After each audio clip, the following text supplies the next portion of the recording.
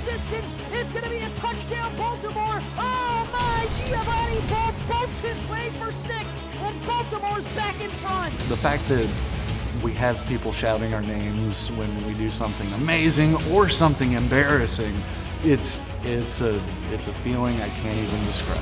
There's it's something else. He shakes the tackle, and he's into the end zone. At the end of the end zone, yes, he is. Put it on the board. 3 touchdowns. It's a hat trick for Bentley. Move on to the next play. On first down, Christensen firing over the middle. He's got Gossett. Gossett broke away from the tackle down to the 20, 10-5 end. He's in for the Tallahassee touchdown. In the second quarter. So the Hackers going through the Sam against the right hand side. He just laid somebody out. Oh, he's going! Still going down to the 40, to the 35, to the 31 man to stop him, and breaks that tackle and slowed him down enough. It's emotional, it's fun, it just encompasses a lot. And I never thought that a product like this would do something like that for me. Jackson drops back to pass, fires deep down the left hand side, one-handed catch into the end zone. He goes, Corey Jones, touchdown, Tulsa. Beat him on the corner route. And Chicago blocks the punt, and they recover it, and Chicago's going all the way, and the Wildcats take the lead on a block punt. I can't believe it. What? Cash Cochran goes back to pass and fires it to his right. It is caught. Jeff Como says Como estás as he broke the tackle, and he's going to take it to the house. My player, he had like 200 and I think like 48 yards in one game, 3 touchdowns, receptions. Felt like it was me, like I was a star. So I like that a lot. It was his 4th of the season. Leads the league, and Hollywood will get this 4th out. Another dynamic back with some room, and Hollywood, stop and go! 2 spins! Oh, unbelievable! That is the best touchdown I have ever seen!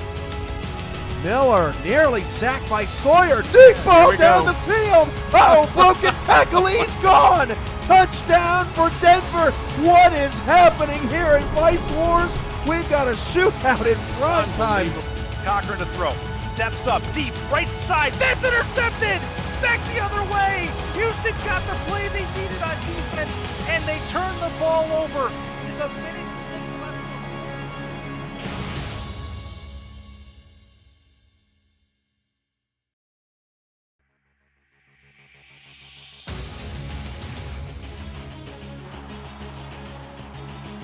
Good evening, SFL Nation, and welcome to our winter wonderland here in Buffalo, New York. We've got a great matchup between 2 0-1 teams. One of them is going to get a win tonight. Chicago Wildcats coming into town to take on the Queen City Corsairs. Greetings, everyone. My name is Eric Vincent, alongside my best friend, Cade Stevens. Mark Lopez and Shan Varner are doing stats for us tonight. And Cade, we're doing a look at the head-to-head team comparison here, and both these teams should have gotten a win in Week 1, but both are 0-1 right now. Both 0-1, not the way you want to start the season so far. Season 14 underway, 1 week in. We're here at Week 2. I'm sure both teams, Chicago and Queen City, would have liked to come away with the W. They're going to look to avenge that here in Week 2 in snowy Buffalo, New York. Yes, sir. It's going to be a good one today. Both these teams looking good. Put up decent numbers in both of their losses respectively, but just were not able to squeak out the win. Drives from both of their opposing teams just took it down the field and was able to come up with a victory there for them, meaning a loss for both Queen City and Chicago. So before we get started here, folks, unfortunately we have some sad news to pass along, as I'm sure a lot of you may have seen or heard. We lost a great one today in the world of sports, and one Kobe Bryant has passed away, unfortunately, at the young age of 41 years old. Both he and his daughter were unfortunately killed in a helicopter crash earlier on today. So what we're going to do here is just take a moment of silence here to honor both of their memories here. Kobe Bryant, again, dead at the age of 41.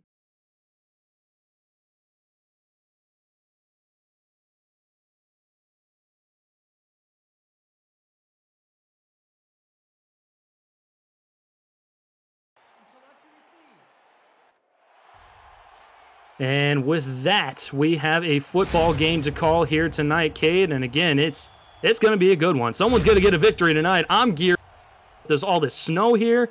It's going to be a great game. Chicago's got the ball on the tee. We're ready to go. And it is underway here in Buffalo, New York. Fielded right at the goal line, Queen City going to take it right up the middle of the field in the slosh and the snow all the way up to the 24-yard line. And that is where AJ Caswell and company will take over. And Cade, what do you kind of see from this offense here as they come out onto the field? Coming out onto the field here, especially considering the elements and the cold weather and the snow, the passing game is going to be a little bit more difficult to get started. It's going to be interesting to see what the strategy is for Queen City to start the game.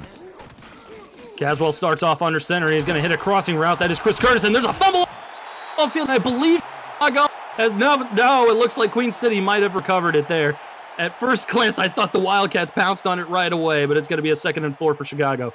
Very lucky to get back on top of that one, Eric. We were just talking about the cold and the snow. It's going to be hard to hang on to that football. It's going to slip and slide just a little bit. And getting hit when it's cold like this definitely does not feel good. No, not at all. Not at all. So Queen City keeps the football. 2nd and 4 coming up here from the 31. Caswell from the gun this time. Going to air it out in the snow. Wide open is a receiver there. Steven Hacker is going to have no one around him. Touchdown, Queen City. 2nd play from scrimmage. And Hacker does an excellent job on that play just to slip behind the defense. Great read by Caswell, getting him the football. Hacker just walks all the way down the field into the end zone for an easy touchdown for Queen City. It sure didn't take long to get on the board. No, sir. We're going to get another look here. I'd like to see what kind of happens off the line. The safety certainly came up pretty quick there, Cade. Looks like that was A.J. Barnes coming up pretty quick.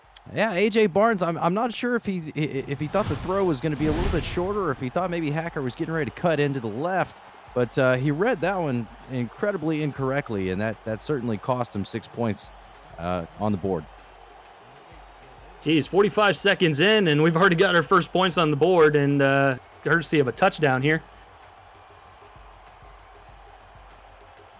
Newly signed kicker here for Queen City. That is James Troll, as he slips, kicking the extra point, but it is up and through.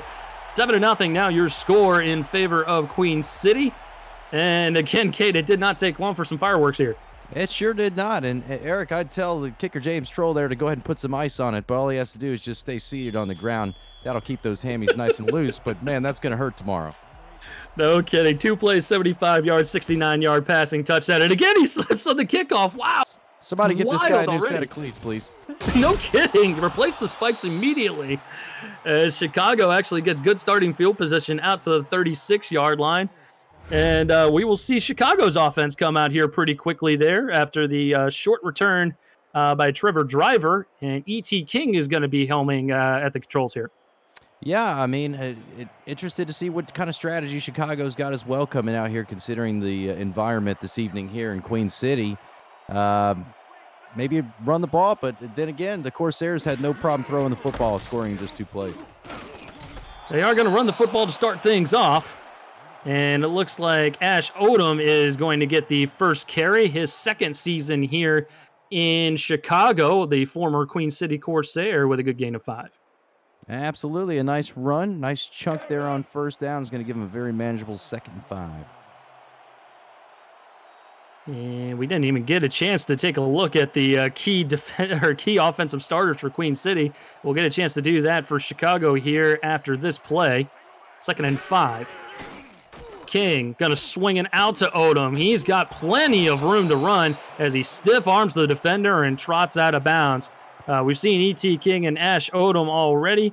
Mike Improta, the 13th overall pick, is the fullback for this Wildcat offense. Corey Carter, Davius Reed coming back for another stint in the SFL. His 3rd season in Chicago now. J.C. Torres and Shan Varner, the remaining offensive weapons for the Wildcats. 1st and 10 now from the 47. Odom being patient, following blocks, and will bounce it to the outside for a gain of 1. Yeah, nice little run to the left there. I thought there was going to be a lot more that was going to come out of it, truth be told there, Eric. Odom was very patient in reading the lanes, and it looked like he was going to have a nice lane headed up the left side for potentially 10 to 15 yards, and a great job by the defense just closing in and giving him nowhere to go. Get a look at the defensive keys, or defensive starters here in just a moment. Offset I formation for Chicago. King to throw. Pressure's coming. He's hit as he's thrown, and it is dropped. Looks like that was intended for Corey Carter, but could not make the grab there. Third down coming up.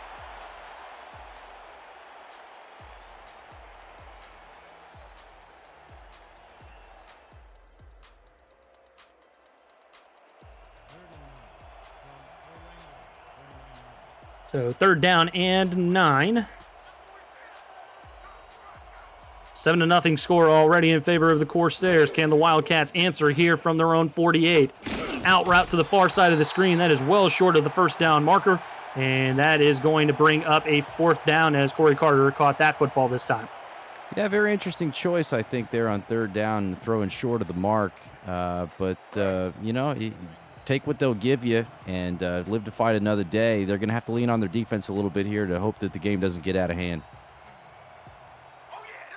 That brings out the punter for Chicago here, Darian Franklin. And he gets the football away. Going to be fielded inside the 15-yard line, and a decent return out to the 21. That's where Queen City will take over. And, man, oh, man, it's just been nonstop here to start things off. Even a decent drive by Chicago there before the punt. Yeah, Chicago was moving along just fine, it appeared. I'm actually kind of surprised they weren't able to make something out of that on the earlier down. I believe it was 2nd down. It almost looked like he had an opportunity to swing the ball out once again to the running back, Ash Odom there, and didn't take advantage, and the drive ended up stalling. There's a crossing route there caught by Chris Curtis. That is his 2nd catch of the ball game as he gets out to the 25-yard line for a gain of 4. Absolutely. And Curtis, a reliable target, 6'5", 220 pounds. Put the ball somewhere between the numbers, and there's a good chance he's going to come up with it. It can't be overstated with the cold weather. These balls are going to be a little bit more difficult to catch, so the quarterback's going to have to help the receiver out here just a little bit this game. Caswell to throw. He's going to throw the out route down towards the bottom of the screen. That is Hacker with another catch there. So both of the Corsairs' key targets here with catches so far. The only one that is missing is James Matthew Jr., who had over 1,000 yards receiving last season. Indeed, sir, and a great catch by Hacker there, getting his feet down in bounds. It's 3rd and 2, very manageable 3rd down. Will be interesting to see how they try to pick this one up here. 2 backs in the backfield, heavy set. Caswell, short drop. He's going to throw it over the middle into coverage. Complete. Trying to get who he was looking for there, but Hendershot was in coverage. And that's going to force the first punt here for the Corsairs. And now punter Ricky Matthews will come out, was handling both the kicking and punting duties. Indeed, a sigh of relief there as well, I have to imagine, for Chicago after they let Queen City get down the field so quickly and score a touchdown last time and then failed to generate points on their only offensive drive so far. It's got to feel good to be able to hold them on this one, Eric. So 4th and 2 here. Punt is away without any sort of pressure. Fielded at about the 30-yard line and will be taken upfield out to the 36. And that is where Chicago will take over. Trevor Driver there with another return. And we'll see what E.T. King and company has in store this time around. 6 plays last time around, but not really anything to write home about. 6 plays, 16 yards, and then a punt. So we will see what they have up their sleeves currently as the Corsairs come in with 4 down linemen. Wildcats with a heavy set. King is going to throw it to the near sideline here, and that is complete.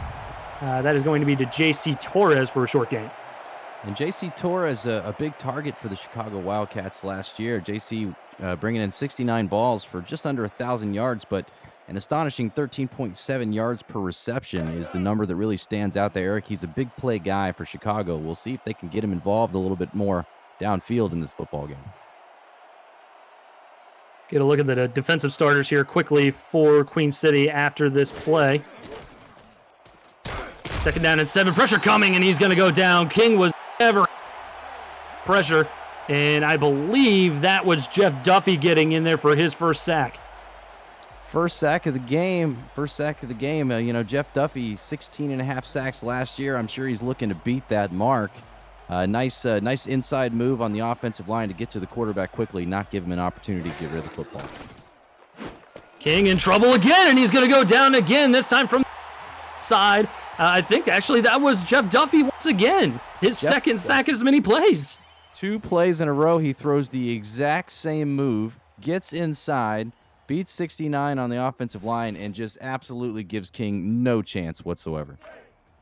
Yeah, he's just making him look silly out there. Kyrie Hasten, the other defensive end out there. Benjamin Garcia at defensive tackle. Avery King and Jumu Afalabi, the 2 leading tacklers last week for the Corsairs. Pharaoh Reigns, Nacho Sicario, Stenzo Woods Jr., Chris Dodd, and Kappa Jones round out the defensive stars for the Corsairs as they force a punt. And the Corsairs will have decent starting field position here as A.J. Caswell and company come back out onto the field. Will be interesting to see. I'm sure Queen City would like to at least get some sort of points out of this drive here to try to make it a 2-possession game on Chicago. Chicago's not doing themselves any favors offensively to try to keep this game close. Queen City's got to take advantage of this one here. And they do have 2 rookies on that offensive line, Freddie Tubbs Jr. and Griffin King, both rookies this season, as Caswell is going to check it down to the crossing route. Does get about 3 or 4 yards on the play. Looks like it was one of the linebackers getting in there along with Greg Gangs, one of the corners. And Eric, after being sacked 30 times last year, I have to imagine Caswell is excited to have some additions to the offensive line, hopefully to bolster a little bit of that protection. And we'll get to the defensive stars for the Wildcats here after this play. 2 backs in the backfield for Caswell to work with as he is under center. Caswell short drop, pressure's coming. He's going to throw it over the middle. That's caught.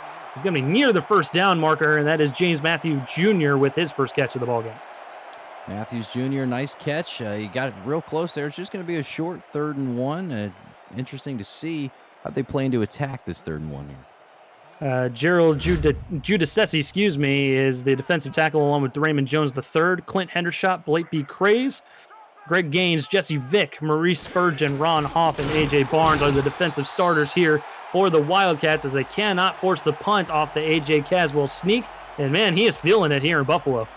I mean, you know, A.J. Caswell, he's a big guy, 6'3", 230 pounds. All he really has to do is just fall forward for a first down on that one. He gets a little bit more than that, but a good play call there. Safe play call on 3rd down to get the first down and move the chains there. They come out a little bit heavier this time around. Chicago stacking the box a little bit. Quick handoff and plowing forward. And I believe that is the rookie Jet Zero with first carry of the ball game and a first down to boot as he is the 8th overall pick in this last SFL rookie draft. And he just showed you why he was there, Eric. A nice handoff, nice running lane, and then he carried a defender with him for about an additional 3 yards for the, what should have been the first down. That might be a bad spot. 2nd inches. They should just give it to him again here. Definitely a bad spot. And it is going to be another handoff. Jet Zero, and he does get the first down as he crosses the line to gain and then some. Tackle made, I believe that was Clint Hendershot. A little bit hard to see these numbers out here in the heavy snow. Yeah, you'll have to forgive us on this one, folks. It's a little difficult to see with all the white stuff coming down from the sky here in Buffalo, but great run there and a nice pickup by Jet Zero. That's going to move those chains. 1st and 10 from the Chicago 45-yard line. 7-0 your score in favor of the Corsairs, and they are driving once again. Caswell with a sneak, and he's going to get 4 yards on first down. And, man, A.J. Caswell is feeling himself a little bit tonight. A little high-stepping, getting the crowd riled up. Man, he's looking good out there. Getting him fired up a little bit. He wants a piece of it. He must enjoy this kind of weather. Sometimes getting hit a few times will help loosen the quarterback up a little bit, too. You know, he's potentially looking for a little bit of that adrenaline to start running. 6 of 7, 94 yards and a touchdown. That quarterback rating looking good so far. He's looking to add to it. Deep pass, got a wide open receiver, Chris Curtis, as he is tackled inside the SFL red zone to the 19-yard. Down to the 19-yard line. A nice outpost, it looked like, by number 84, Chris Curtis on that one. Great throw, great read by Caswell. That's going to give him a first down and move the chains once again. And it looked like the Chicago defense a little confused on the play as A.J. Barnes came in there that stop. I'm not sure whose man it was or zone. Just found the pocket there. Found the pocket nicely, very nicely indeed. I'm sure, potentially during the break, they'll get out the cart guy who happened to sweep away the field for New England a few years back in a similar snowy situation. Yes, sir. And again, wide open. Stephen Hacker, he's going to go ahead and throw a snow angel on the ground. Touchdown, Queen City. Only fitting by Hacker on that one to throw it out. Boy, I'm not sure where the miscommunication was on defense there, but he could probably run for about another 8 football fields length before he was tired. There was nobody even in the area code in which he caught that football. He could have kept on running a la Bo Jackson and just ran into the tunnel. Bye-bye. Never see him again. Goodbye. 8-play, 67-yard drive capped off by a 19-yard passing touchdown to Stephen Hacker as the extra point is up and good. Queen City opening up a 2-score lead on the visiting Wildcats, courtesy of James Troll's extra point. And we got 2:17 left to go here in the opening frame. Yes, indeed. An exciting one so far. It's been all Queen City. It appears they are settling in here nicely. Chicago, if they want to keep this game within reach, I got to imagine, Eric, they got to do something on this drive to try to close the first quarter out and into the second quarter with some points. Boots it down the field into the end zone, and Chicago's going to go ahead and return it out. And good play by the special teams unit of Queen City as they make it basically the equivalent of a touchback. Looks like we got some fresh meat in the house tonight. We have Mr. Roska in the house, Mr. or Miss, I'm not sure. But first time watching, welcome in. This is the Simulation Football League, first controllers esport of its kind. So I hope you guys enjoy what you're seeing out there tonight. Plenty of other great people in there. Hog Fan, James, S Hacker 3, Nacho Sicario is in there as well. Raymond Jones 3, Zero Rising, along with many others. As E.T. King is going to throw it and into coverage, tipped and incomplete. That was good defense there by the linebackers.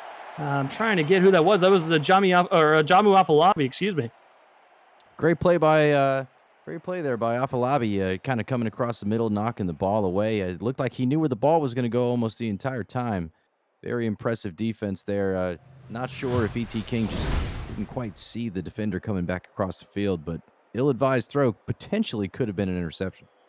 Could have been, absolutely. But shoot, Cade, I'm going to throw this out there. If we're having a hard time seeing them down here from the press box, I'm going to imagine it's hard to see the football out there. I have to imagine down on the football field there, it's a little tough seeing just about anything. One advantage I guess I give is that Queen City's wearing their black uniforms, a little easier to spot outside of that.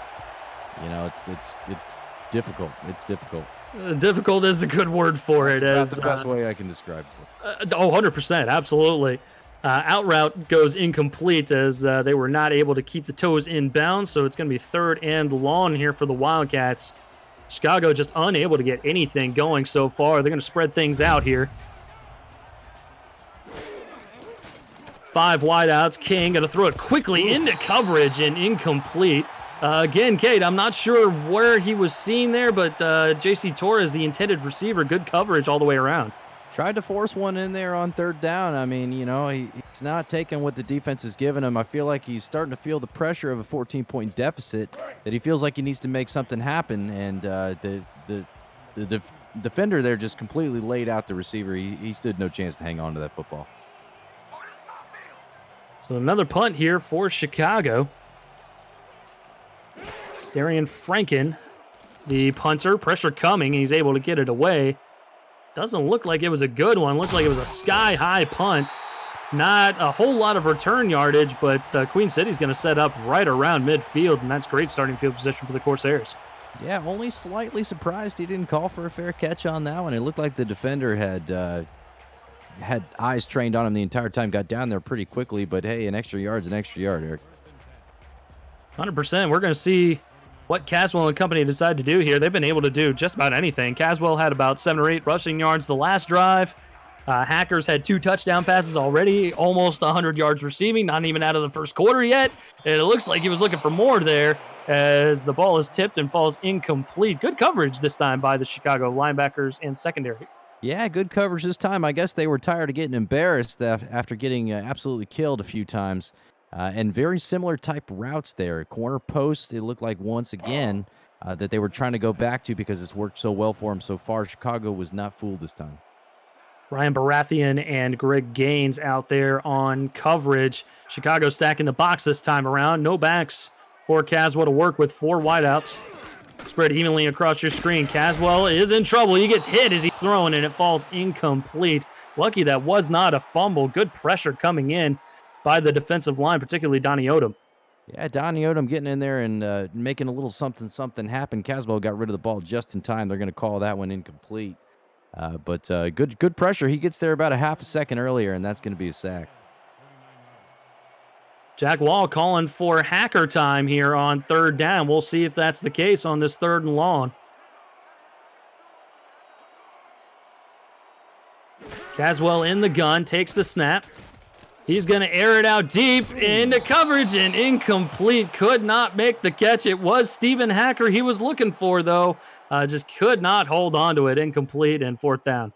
And, Caswell just trying to go to the guy he trusts the most, the guy who's been the most dependable in not only this game, but in years past. Stephen Hacker, if he can get the ball just a little higher despite triple coverage, I think Hacker might actually have a chance to catch that football. But at the same time, and I hate to overemphasize this over and over and over, the weather is a factor in throwing the football today. Weather's going to be a factor all game long, so it's definitely going to be a fun ride here as we're not even out of the first quarter, and there's been plenty of excitement so far here today. Punt is going to fall inside the 20, and it looks like Chicago won't return it outside of that. Trevor Driver with another return. Sets up shop at the 19-yard line where E.T. King and company will come out. And Cade, it has not looked good so far for Chicago offensively. Just cannot get anything going. Yeah, they can't get a lot going. I feel like they need to, get back to the resting on their laurels just a little bit here. Maybe try to get the run going, open up the play action pass. They got to get something going. But what appears to be happening once again on that play, Eric, is E.T. King is trying to force something that he doesn't necessarily have, as opposed to taking what the defense is giving him. Yeah, absolutely. And Nacho Cicarrillo could have easily gone the other way there. Tip drill as the ball just kind of squirted up in the air, but it falls incomplete, thankfully for them. So it ends up being 2nd down.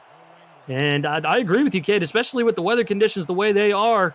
Might want to get Improta in the game, might want to get Ash Odom in the game. You've got those guys available to you through the rushing attack. Go ahead and let them eat, so to speak, as King is finally going to check it down to Odom. Good coverage out there by Queen City, just forcing the negative play, and Chicago is reeling right now. Chicago reeling indeed. The secondary for Queen City on that one just gave him nothing. He had nothing to do but to check the ball down, and by the time he did it, it was too late. He was better off throwing that one away. But yeah, I'm with you. You're not behind, far enough with enough time left to abandon the run game, and it appears they're content doing that. Yeah, absolutely. And pressure coming right away. He's going to go. Jeff Duffy again coming in, his 3rd sack, and that is all he has had today. 3 sacks, 3 tackles. That's it. I don't know who didn't feed this guy this morning, but he is hungry. He is absolutely starving. And coming in, he is just beyond obliterating Brandon Ainsworth at the tackle position. Coming across on defensive end. That's 3 sacks in the first quarter, Eric. Absolutely insane so far. And again, Cade, we touched on it a little bit before as the high snap is fielded and punted away. Queen City again going to get decent starting field position as they get about 5 yards on the return. They will set up in Chicago territory. But going back to my previous point, Queen City's defense was very, very good last week and just couldn't quite pull out the victory. You had both Jumu Afolabi and Avery King they were the leading tacklers in the league. Yeah, I mean, 2 fantastic players and a fantastic defensive performance. They just couldn't get enough help out of the offense last week to pull it off, and this week they look like an extraordinarily well-rounded unit, whether that be offense, defense, or special teams. They're getting it done on all 3 levels right now. 100% as James Matthew gets another catch there. That's a good chunk of 8 yards as they move deeper into Chicago territory here. And you hit the nail on the head there, Cade. They've just been able to do everything right so far. As we have come to a close here, the first quarter has come and gone. 14 points on the board for Queen City. What can Chicago do in the second frame? We will be back here in just a moment. This is the Simulation Football League live on Twitch.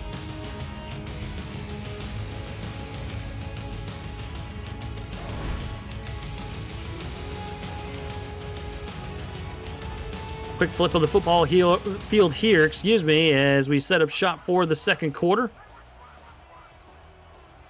14-0 your score. AJ Caswell under center and in business as he sneaks the ball once again and is going to get another first down. That QB sneak has been working to perfection so far. So far, so good. The defensive tackles, have not really keyed in on the fact that he's been known to do that so far. Caswell having no trouble sneaking the ball up the middle, gaining 3 or 4 yards a clip just about every time. So that's another first down. Caswell, pressure's coming. He's going to throw it into the middle of the field, which is caught. And that's going to be first down yardage yet again. This time, James Matthew Jr. getting another catch and into the SFL red zone at the 20-yard line. James Matthew Jr., another catcher, getting them involved here a little bit in this game. It'd be interesting to see who they continue to target. I have to imagine now that they're in the red zone, they're going to start looking to their guys, Curtis and Hacker, for big plays here. Let's see what happens. Caswell in the gun. Pressure coming. He's going to go down. Sacked on the play by Chicago, and a big loss there of 7 as Caswell was not able to get away. Gerald Giudice getting in there and making the sack. Giudice making a nice play. Caswell trying to roll out of the pocket and get to the outside, trying to make a play. The receivers weren't open right away, and he just had nowhere to go on that one. No, not at all. Pressure was coming from all sides, so it didn't matter where he was going to go. He was going to get eaten by one of those Wildcats there. As Hendershot looking like he's showing blitz up the middle. Linebacker shuffling around here. 7 in the box for Chicago. Caswell, short drop, throw it over the middle, tipped and incomplete. James Matthew Jr. trying to get his hands on it. Kind of looking at him like, man, what happened? Yeah, not too sure. He looked at his hands as if they let him down on that one. I think what appeared to happen is he was trying to run before the ball was even quite there, and it cost him a catch. It's going to be a long 3rd and 17 there, out of the red zone, but still in field goal range here. And that's an important point to make here, Kate, as they are at the 26-yard line. Going to be a long field goal, especially in the snow, but we'll see what they can do here with this 3rd and forever. Caswell. Gonna air it out deep in the middle of the field. Wide open again is Chris Curtis, and that's going to be another touchdown for Queen City. A wonderful route by Curtis on that one. Just a deep inside post. And the defenders, once again, look confused. I'm not sure what's going on in the secondary for Chicago, but they absolutely have no answer right now for these receivers and tight ends at Queen City. Jesse Vick just looked kind of lost. He was kind of running step for step for him, and then I don't know if he beat there with the snow being a little sticky. I'm not sure, but yeah, Chris Curtis sprung free pretty easily, and he easily got into the end zone for the 3rd touchdown of the game. Yeah, Queen City having no trouble right now. I'm not sure what the deal is on that Chicago secondary, but it's something I'm sure they'd like to get figured out relatively quickly, as they're now down by 3 scores. That's going to be 21-0 here. Troll with the extra point there, making it that 21-0 score. 9:29 left to go here in the opening half. And you got to imagine that Chicago is trying desperately to make some adjustments there on the sideline, trying to figure out what's going on here, but to no avail so far. Only one drive, I think, that has gone for more than 4 plays. Yeah, I got to imagine defensive coordinator Ethan King is racking his brain right now on the changes that they can make in Chicago there to try to get this figured out. And a good return there for Chicago, bringing it up to the 27-yard line. 6-play, 45-yard drive for the Corsairs on that last drive, resulting in a 20-yard passing touchdown from A.J. Caswell to Chris Curtis. Score 21-0 here, and Queen City is coming out with a vengeance here at home in the snow in Buffalo. Good old Conpro Field, one of the more storied venues in the Simulation Football League. As King is going to hand it off here, and that, I believe, is Ash as he gets about 4 yards here. The Wildcats going a little no huddle. And honestly, Eric, that's what I wish we would have seen on the last drive from Chicago. Is it's still not too late to get back to the run. As you see, they're having success with it here. You know, take what they're giving you. You know, bust a few people's mouths and get moving, get a few first downs, and then go back to the passing game and see what it gives you at that point. And 3rd and inches, they're not able to make the line to gain. Wow. a tackle right there in the open field, right in the gap, as he's able to fill it and cause the no gain there. That's James Budden. And again, another punt for Chicago, another 3 and out. Heck of a tackle, but just a little bit of a questionable spot. It looked like the ball, and I know the computer generated, they're not 100% accurate, but it looked like the ball was over the line when his knee hit the ground. I'm not so sure. I wouldn't have challenged that one if it were me, Eric. No, I don't think I would have either. But I agree with you 100%. I think they definitely got a less than favorable spot there. As Chicago boots it down the field, Queen City getting another opportunity here from their own 30-yard line. So not quite the beneficial starting field position as they've seen in past drives. No, not quite. They got to start a little bit deeper in their own territory this time around, but they've still shown no issue with moving the ball downfield. It'll be quite interesting to see if they can make something happen here and maybe burn a little clock before halftime. Good coverage down the field. Caswell having to shuffle in the pocket a little bit there. He finally is checking it down for a gain of a couple. That was Travis Dolworth, one of the extra running backs they had in the formation.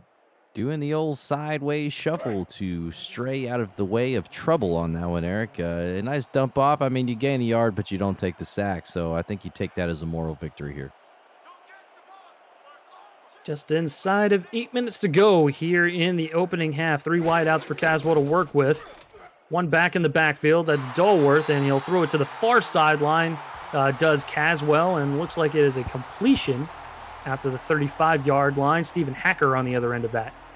Yeah, great catch by Hacker. That's just moving him even closer to 100 yards for the day. I believe he's just short, somewhere around 97 yards, if I'm not mistaken, but 97 yards and 2 touchdowns. That would be to go with it. So, big play guy so far in this game. 3rd and 4. Let's see if they go back to him. Caswell over the middle, had an open receiver, caught first down yardage, and then is Chris Curtis moving the chains this time. Chris Curtis, the other big play guy, a great catch by him. I mean, he's working his way up the chart as well as far as yardage goes in this game.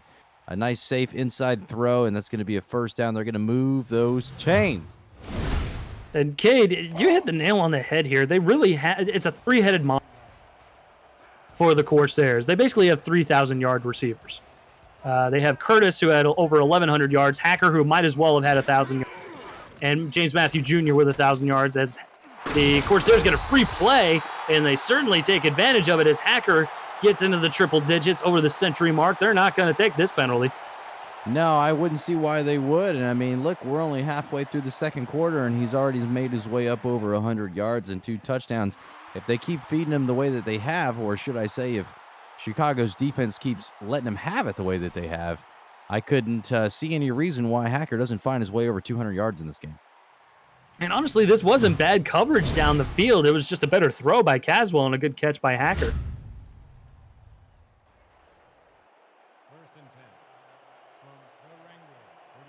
Queen City coming up to the line. Looks like 2 backs in the backfield. Quick handoff here to Jet Zero, who's trying to bounce it to the outside, just cannot break free, as that was a good tackle made by, let's see who that was. Blake B. Cray is coming in there. Yeah, nice penetration there by Craze getting into the backfield, not really giving Zero a chance to do anything whatsoever. Got him for about a yard loss.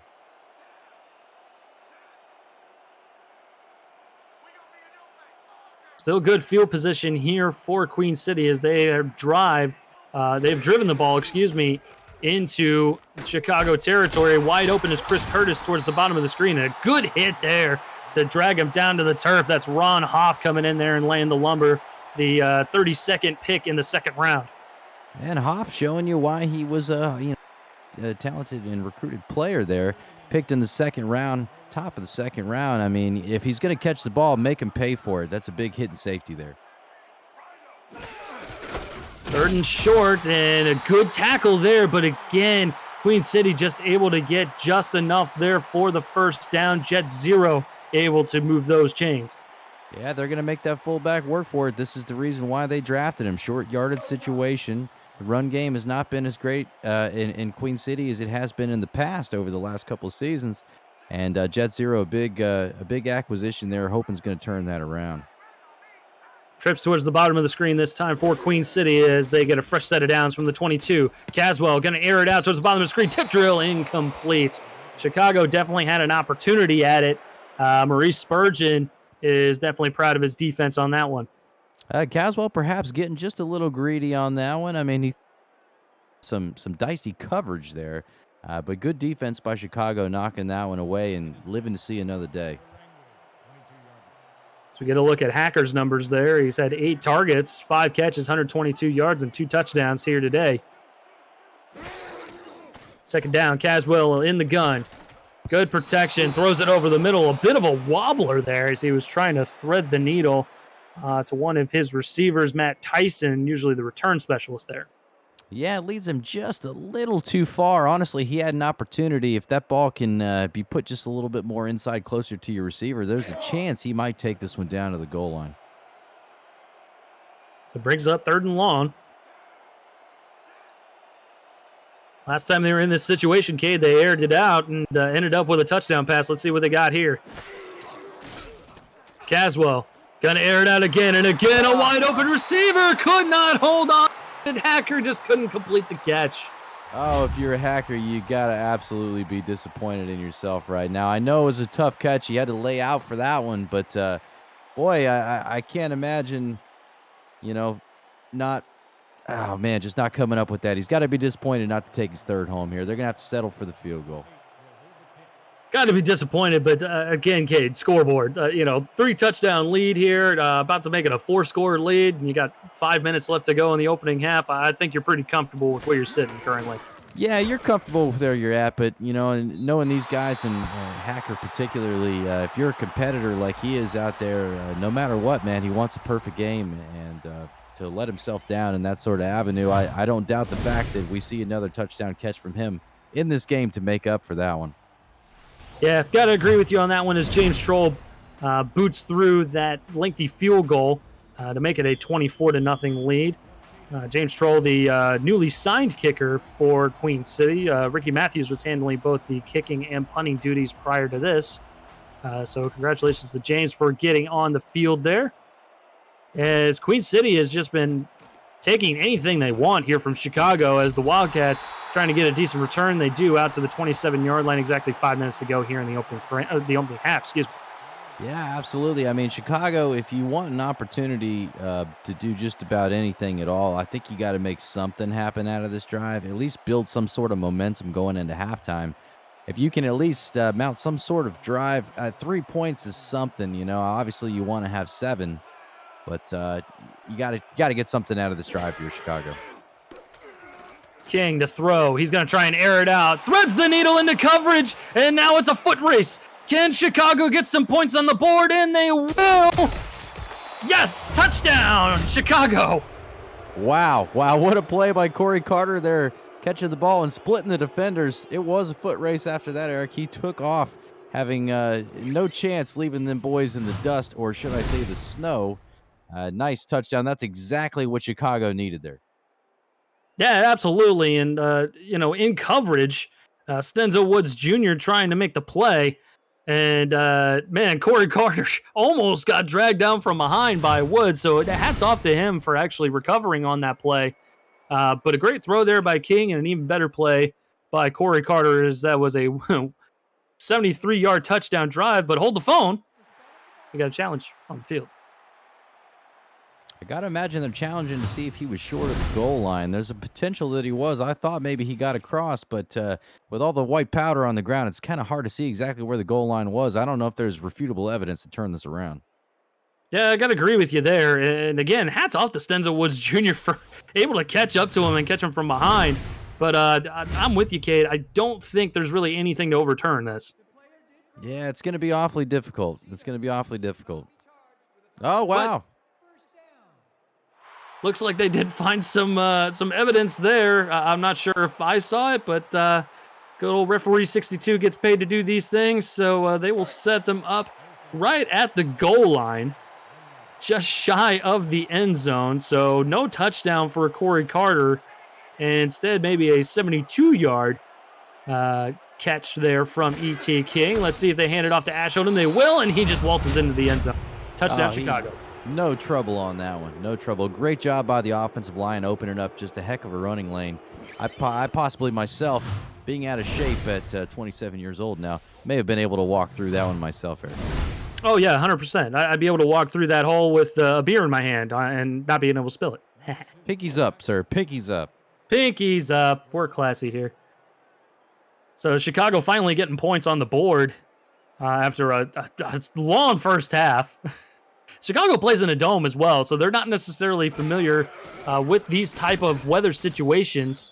Chicago does nail the extra point there, courtesy of Anthony Cece. But that's honestly a big point there, Kate, is that if you play in a dome, even if you're in an area with these type of conditions, you come into the great outdoors and you play in them, it's not quite a walk in the park for you.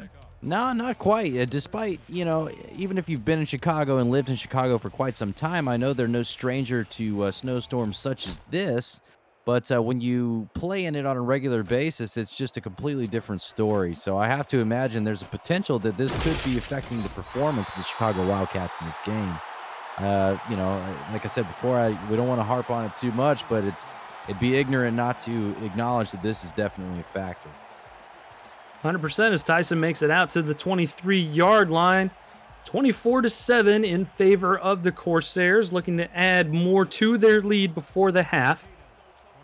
Eric Vincent alongside my best friend, Cade Stevens, Mark Lopez, and Shan Varner are assisting us in the stats truck tonight. Want to thank them for their contributions as AJ Caswell is going to gun it towards the near sideline with Chris Curtis on the receiving end there for 3. Nice catch by Curtis. I think maybe he had the intention of planting and turning upfield, but just a little bit of, powder on the ground there may have prevented that from happening. That was a little funny there. Almost looked like a Mario Kart kind of banana peel slip. Like, oh, jeez. Well, he might have been in the lead, so I saw a blue shell coming behind him. That could have possibly is that what that was? Sir. They got to stay in the game somehow. I missed that one. Caswell in the gun. He's going to air it out deep again and again. He's got a wide open man. That's Stephen Hacker. He has been absolutely bananas in the first half as he gets another big gainer into Chicago territory. Right down the field. I don't know how you don't 3 guys on Hacker right now. It looks like they had 2 in assignment in the area, and he still has no trouble getting open on these long out routes.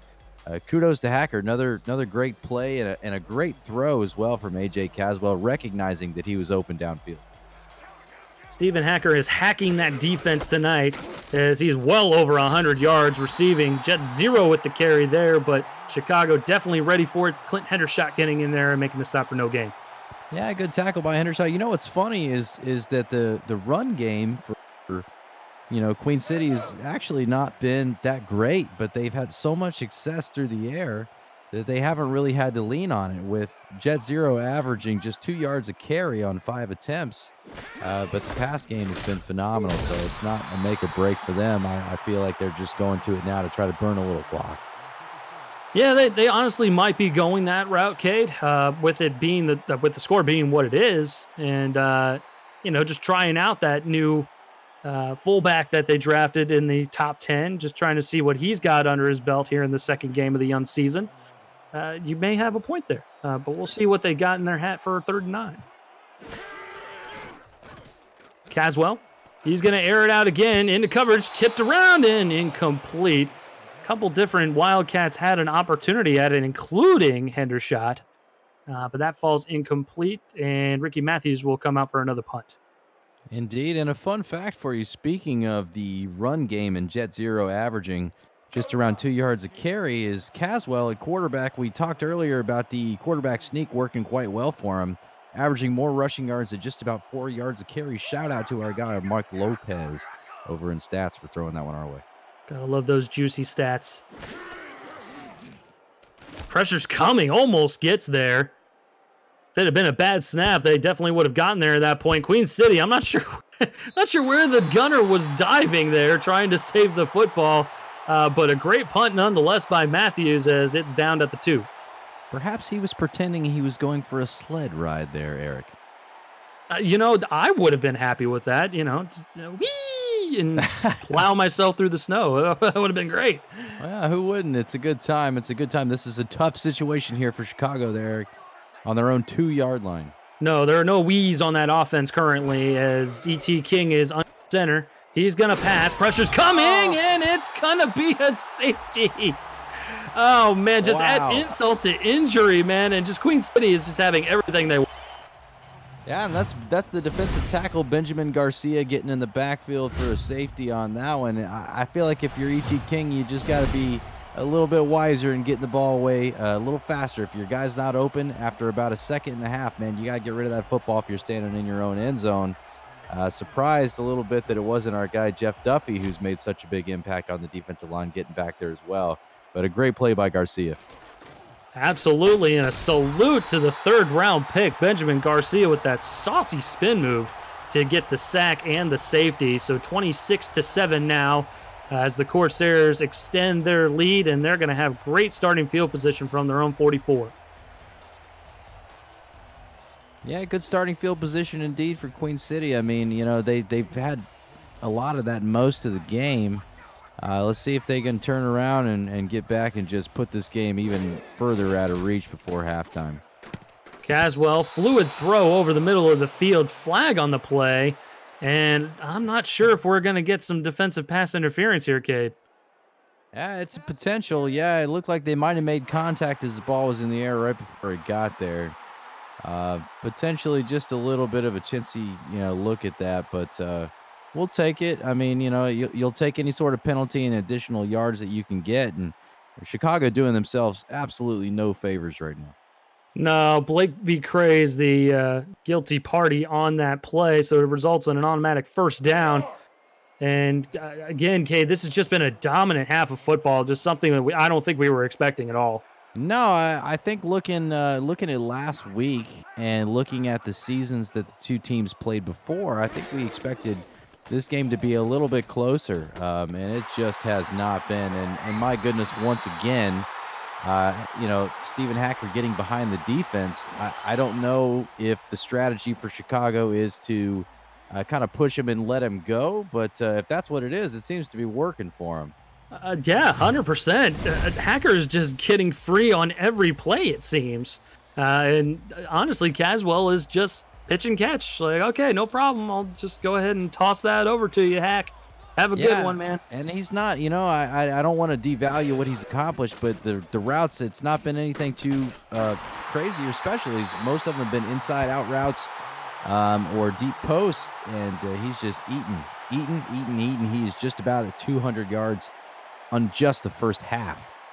We're not even at the 2-minute warning yet as Chris Curtis gets another catch out to the 13. 2:19 left to go here. As the clock rolls, we might see one play here before we get to the 2-minute warning.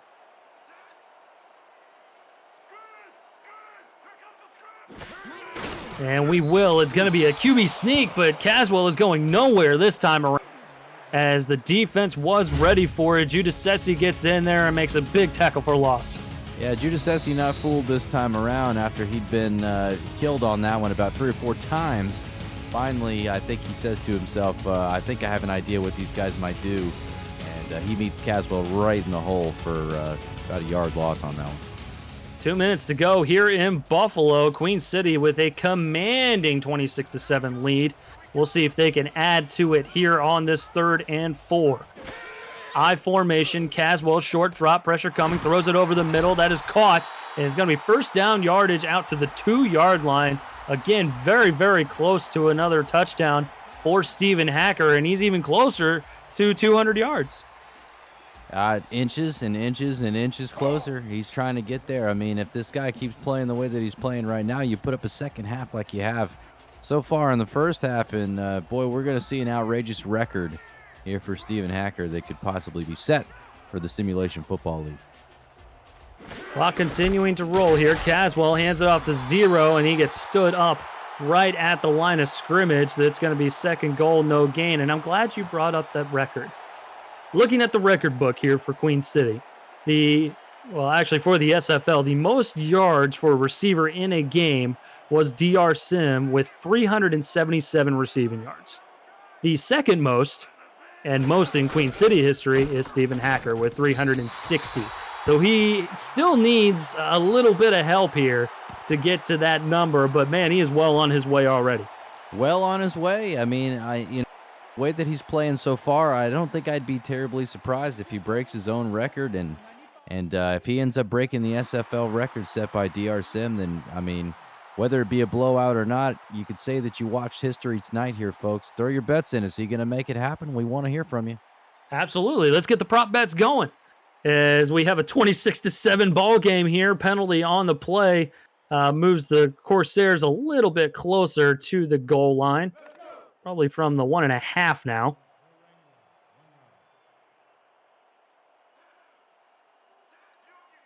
Both teams coming out very heavy here as they're close to the goal line. Two backs behind Caswell, who's under center. Quick handoff and a good play defensively by Chicago as they're able to bottle it up. No huddle here for Queen City. No huddle here. Wouldn't be surprised to see Caswell try to take it. He hands it off again. Hands it off again, and Jet Zero cannot navigate the traffic as he gets dragged down shy of the touchdown. And it's going to be a 4th and goal here. Looks like we're going to see Troll come out and try and boot another field goal. Yeah, it'll be interesting. I mean, if they can make this one, it puts them up a clean 29-7. A very commanding lead over Chicago going into halftime.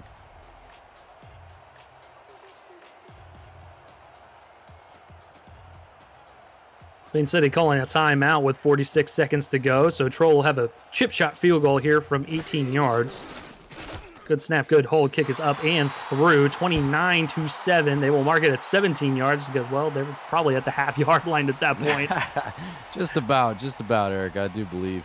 But, man, Kate, I think AJ Today Jackson in the chat there, she just hit the nail on the head. Wildcats just can't catch a break right now, and that's probably the primary point of their woes right now. Yeah, I mean, nothing has really gone their way. Secondary has looked extraordinarily lackluster. Offense is not generating any sort of momentum. They're turning the ball over and generating points for the other team, as what they've accomplished so far. It's not really worked out for them. It's an odd look. I mean, the defense for Chicago last year finished 6th in points per game total for overall in the SFL, which is pretty darn good to finish in the top half, and I'm not sure what's happened so far, but that's just not reminiscent of what I think we saw from them last year. 100%. T.T. King is going to throw, and it's going to be dropped there on the play. That's Corey Carter that was the intended receiver.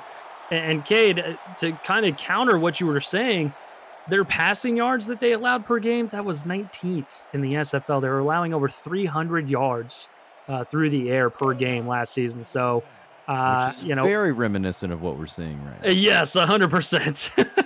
It's an unusual look if you go back and look at the statistics from last year, and that they were very good in run defense, and I think that's definitely shown up, but pass defense is not. And then here we go with Queen City letting Ash Odom out of the box there for a nice long run. Yes, sir. Big run there by Ash Odom. Chicago trying to hurry up to the line rather than use one of Ash Odom with another big carry here. He's going to first down. Chicago's got to use these timeouts, though. You can't take them into the second half.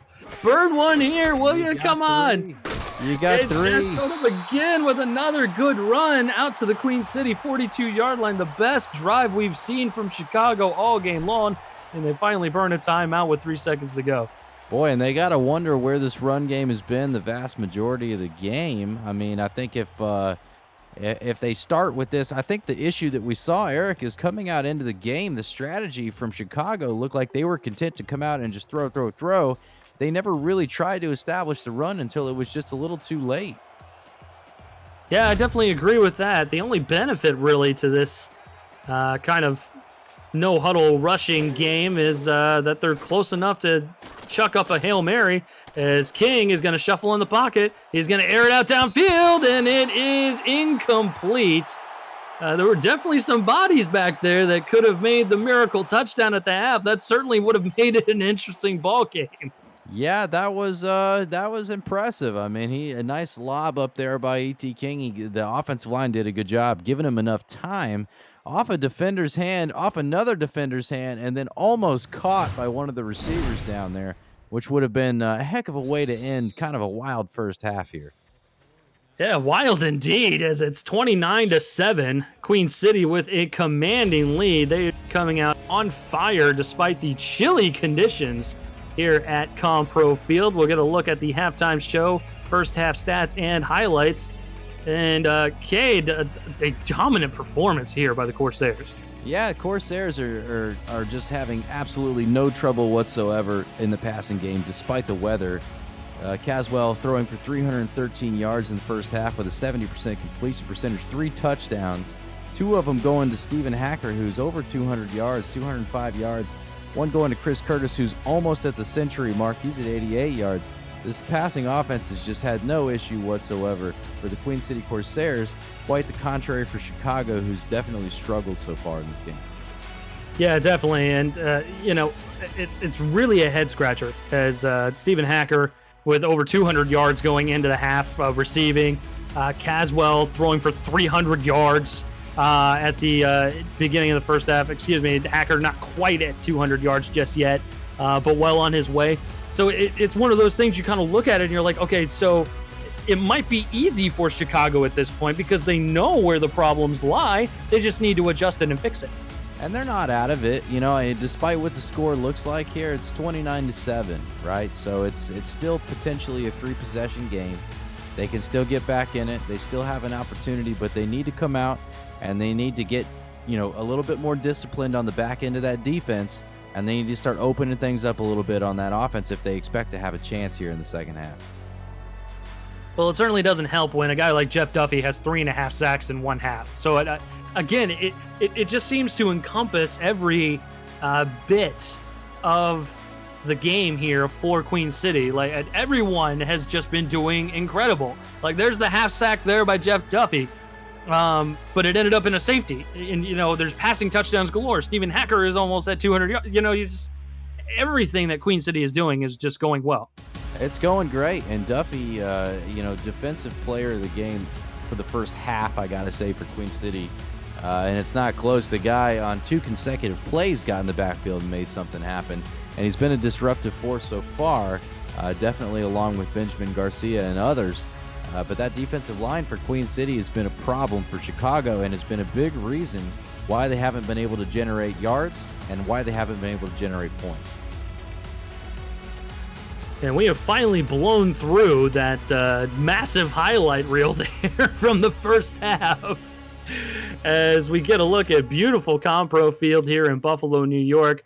35 degrees outside and heavy snow as we are in Buffalo, New York, the Queen City, as the Corsairs have just done an excellent job here in the first half of keeping the score out of reach for Chicago. But like you said, Cade, things not out of reach for Chicago overall, as they are getting the football here to start things off.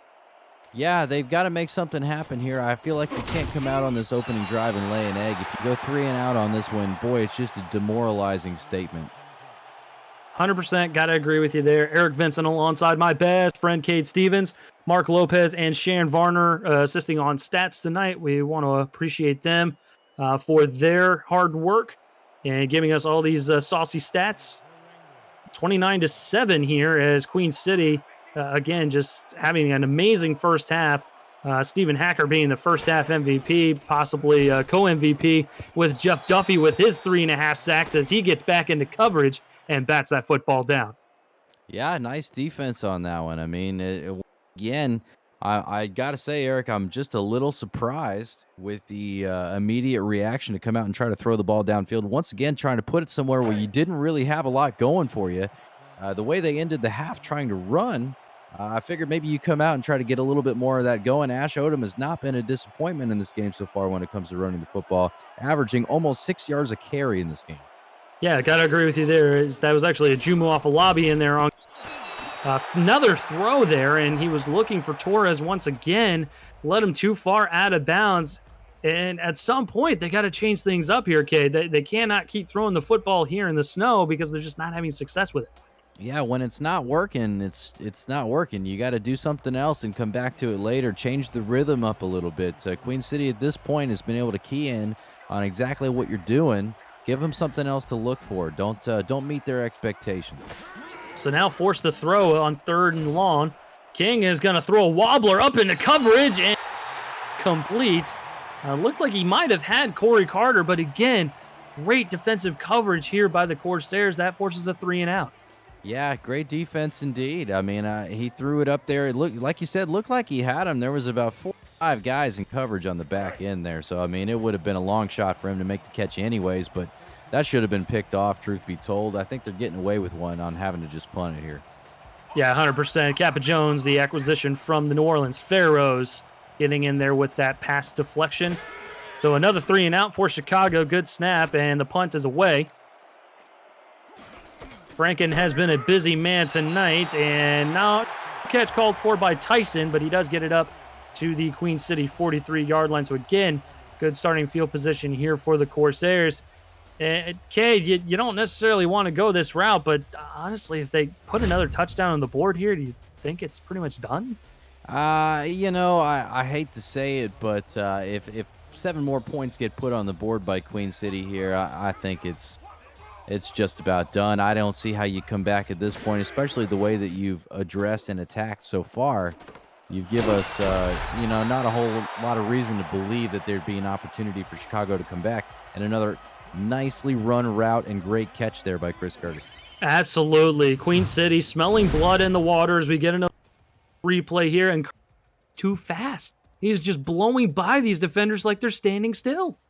Yeah, it just looks to me like Queen City is really taking advantage of the fact that I'm seeing a lot of zone from Chicago, and they're running a lot of these posts and outs that are just finding these holes like crazy. And I don't know. I think you got to switch it up if you're Chicago, both on offense and defense. They're having a hard time right now, play call-wise.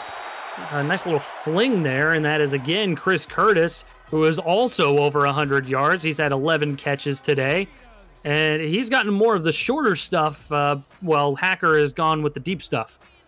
Hey, listen, you've got your 2 guys, and you know what? You send them where you're comfortable with sending them, and you throw them where you're comfortable throwing it. And Caswell has done a phenomenal job making the right reads and making some great throws in this football game.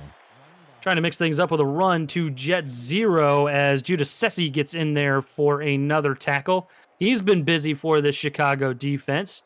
And, I think it's good to kind of mix up the run a little bit in there, Cade. For sure. I mean, despite the fact that the run's not really worked for you in the avenue that you for it to do so far in this football game, I think that it's still important to kind of mix it in there just to show them that they can't completely expect you to not do that, because one of these times Zero's going to get the football and it's going to go a long ways. And Caswell getting sacked in the backfield there, a big time sack from this Wildcat defense, finally getting in there and making a big time play. And that was BJ Smith, and I believe that was one of his buddies there, Raymond Jones III, getting in there and wrapping him up. Yeah, Smith and Jones got to be satisfied with that one. It's going to give Queen City a 3rd and long, which is exactly what Chicago needed right here. They're still deep in Chicago territory. Points are very likely, but a sack definitely helps the cause. 3rd and 16 in the gun. Caswell, he's going to throw quickly into the middle of the field. Good coverage by the Wildcats this time as A.J. Barnes swats the football away. 4th down. Great switch up and great read. I mean, the route run by Queen City on that one is exactly what they've killed them with the entire game. They're running these deep posts to the inside middle of the end zone, and I think just about every single one of Hacker's touchdowns have been off that exact same route. So it was nice to see Chicago back off, expect what was coming, and play it very nicely on that one. If they can block this, I'm sure it would go a long way, but 3 is definitely better than 7. 3 is definitely better than 7, 100%, as Troll is going to attempt his 3rd field goal. He's 2 for 2 so far. Good snap, good hold. Kick is on the way. It is through from 41 yards. So Jeff Troll has been invaluable today as well to the Corsairs, as he's added 9 points to the scoreboard. Indeed, and great news on this one, Eric. He did not slip and fall. He must have changed his cleats out at halftime. I've got to do that, man. Sometimes you come out and you're like, oh, wait, whoa, hey, whoa. So good to see the equipment guy down there noticing what's going on, and Johnny on the spot. Earning his key. Yeah, Johnny on the spot, baby. Johnny on the spot. 32-7 as Queen City extends the lead to 25. 8.5 minutes to go here in the third. Troll boots it down the field right to the goal line. Chicago going to take the football up the field. And that is Davius Reed with the return. And he'll bring it out to the 23-yard line. So, Cade, we've kind of talked about this a little bit here. It looks like they really just need to try and go to the running game. Being down by 25 points, you're kind of expecting the pass if you're Queen City. So why not go to the run? Yeah, with down 25 points with 8 minutes to go in the third quarter, I don't think that there's any reason that it would hurt. I know that it really lessens your chance to win because you're burning a bit more clock, but your passing game has done absolutely nothing for you. And E.T. King does the receiver no favors there by overthrowing him. He was open on that play. Yeah, it definitely was. It just kind of aired it a little bit. And I'm not sure. Again, Cade, we've been pointing to this pretty much all game long, but I got to say it's probably the weather again. I just have not seen E.T. King look like this in any standard sort of game. No, I can't say, I have either. And King, for throwing for 3,500 yards last year and 23 touchdowns was quite the impressive specimen. We expected more out of him coming into this game before we knew that the weather was going to be the way that it was. And I agree with you wholeheartedly when I say that this cold weather and the snow and that rock-hard football is just, it's been difficult. And I think that the result of overthrowing that last one was exactly what we just spoke of. I think it's the weather. And he stumbles on that last play, too. Does him no favors. Another incompletion. King going to try and air it out in the middle of the field. Caught. And that's going to be first down there for Chicago. They've just been running into a wall here on third downs today. Finally able to complete one as they have been 0 for 6 up until this point. 0 for 6, and Varner with his first catch of the game. I think that's the idea that they had on the previous play when he was just trying to float one over the middle but threw it too far. That one almost too far again. Lucks out and gets a first down on that play. So 1st and 10 for the Wildcats. Let's see if they can string together a few good plays here. I formation as King is under center. Turnaround handoff to Ash Odom. Stumbles through a defender and gets hit at the 43-yard line. Good gain of 4 there on first down. Nacho Rio making the stop. Yeah, a nice stop on the defense, and it's nice to see him get back to Odom. I'm still confused about the whole idea of Odom averaging well over 5 yards a carry in this game, and they just haven't gotten him the ball as much as they probably should have. As he gets another handoff here, another big hit there by the Queen City defense.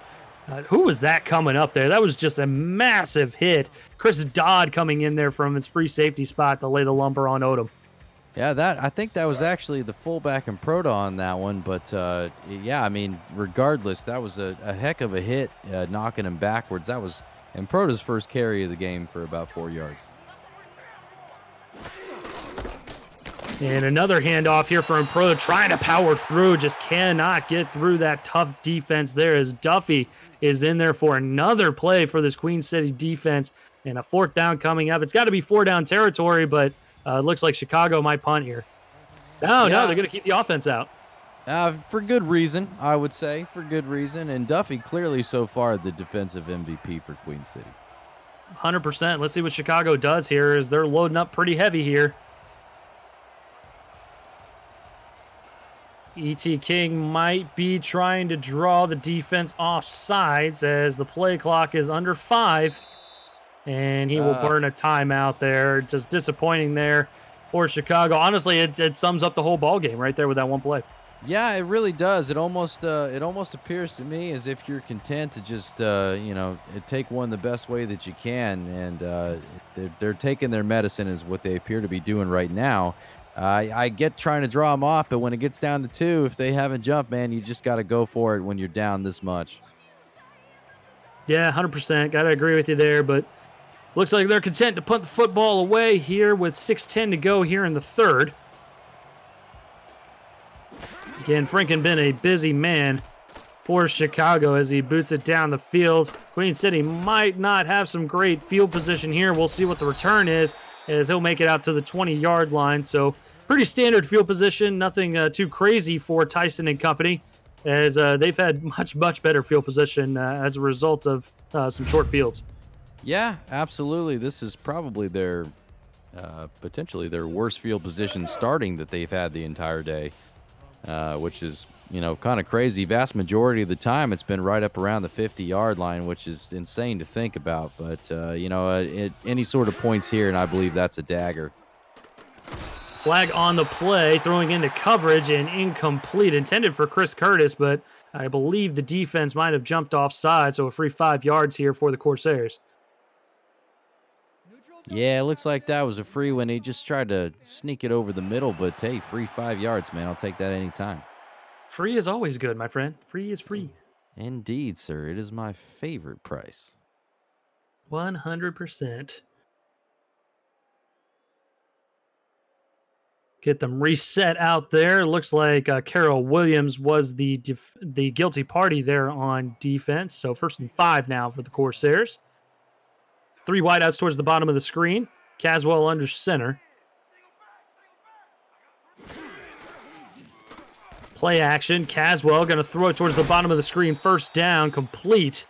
And that is out to the 34-yard line. Stephen Hacker with another catch. And he is past 200 yards here now, Cade.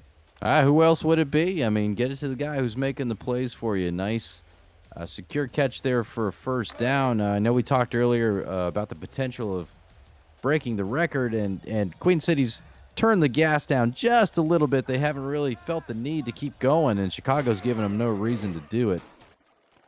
Well, maybe not, as he airs it out deep. Another wide open man as Chicago leaves him again down to the 31-yard line, and guess who? Stephen Hacker.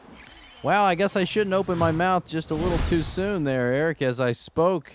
Hacker once again with a nice outside route there, just wide open, and Caswell knew the whole way where he was going with the football.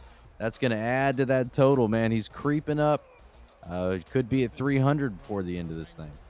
Could be. We'll have to see. Our commissioner and executive producer, Cameron Irvine, with the saucy statistic here. First skill player with over 200 yards rushing or receiving this season, as Queen City can't reel that one in this time. 2nd down coming up.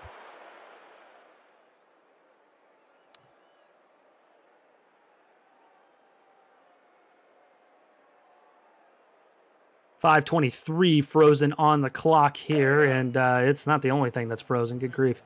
Yeah, that's the truth, man. I'm not sure if the field maintenance people got the heaters turned on underneath there, but boy, that looks cold. No kidding. Can we get one of the assistants up here to get us one of those heaters, man? Like, it's chilly up here in the press box. As Caswell's going to air it out to Hacker once again. Good defense by Chicago, as they were coming up there and making the defense work. And it's going to be a 3rd down here.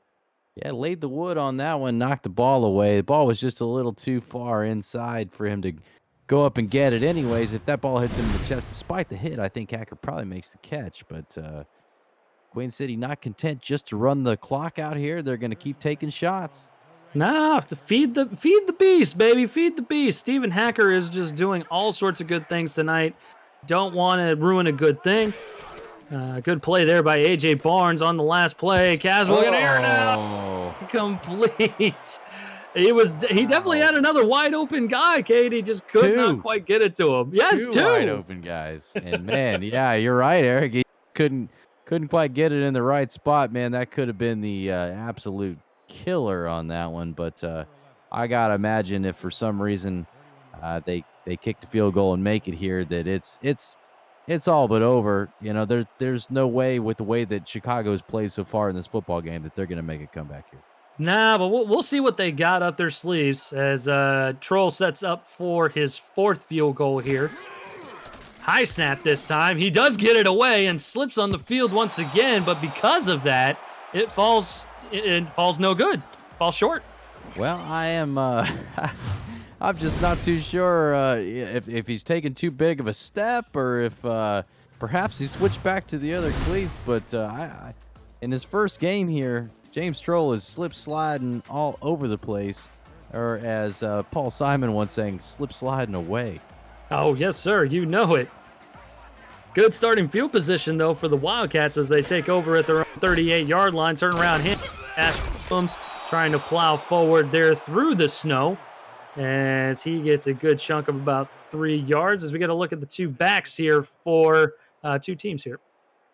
Yeah, and Ash Odom clearly having the better day, which is crazy considering the score that you see on the board. But a lot of that we talked about, Eric, is that Chicago really, avoided the run game until it was just a little bit too late. And even when they still had an opportunity, they chose to stay away from it, despite it being as productive as it was. Odom gets a swing pass this time, and he'll get the first down out to midfield. And that's another piece of their offense that we just haven't quite seen a ton of, Cade, is this swing pass here. We've seen like maybe 2 or 3 of them today, and this one being maybe the 4th. Yeah, maybe the 4th, and Odom is the guy on your team right now, the lone guy on your team right now who's really making plays and making things happen on offense. And you got to find a way to get him the ball just about any way that you can. So getting him the ball out in open space and letting him make something happen, they haven't done that nearly as much as we're used to seeing from Chicago. 100% as E.T. King throws it to the far sideline this time. Good catch in one-on-one coverage. Good gain of 6, and that is Shan Varner with another catch. Yeah, Varner with what I believe is his second catch of the game on that one. That's another impact player that we're used to seeing have a little bit more action in this game. They haven't really tried to get him the ball nearly as much. And now it appears that the game is out of reach. They're content to try to do what they're normally, I guess, used to doing a little bit more. And Proda getting a handoff there on second down, but good pressure there. Coming up the middle, James Budden and company making sure they only got maybe 1.5 yards. Yeah, good defense to try to stop the run on that one. But, I don't blame them for the play call. Honestly, it's something that they should have been trying to do early on in the first quarter, get him Proda the ball, get Ash Odom the ball a little bit more. They got the swing open again. Let's see if he can get out and get a first down. Yeah, that is going to be a first down. Hopping over the defender as well. Some moves. And, Cade, I think you hit the nail on the head. Ash Odom, playmaker here, just has not been put into space and put into those playmaking opportunities enough today. Yeah, and that's something that Chicago's probably, or at least I hope, is going to take away from this game after they most likely are looking at an 0-2 start here to start the season, barring some sort of miracle. I don't want to speak too soon. The third quarter's just kind of winding down. But I hope moving forward that, Odom is going to be a big part of the offense as the guy has been consistently making plays both in the run game and the pass game. Another little bit of a wobbler there, able to connect with J.C. Torres over the middle. That's a gain of about 9, giving him forward progress out to the 25-yard line. Also, another good hit there by Ash Odom to knock down Avery King.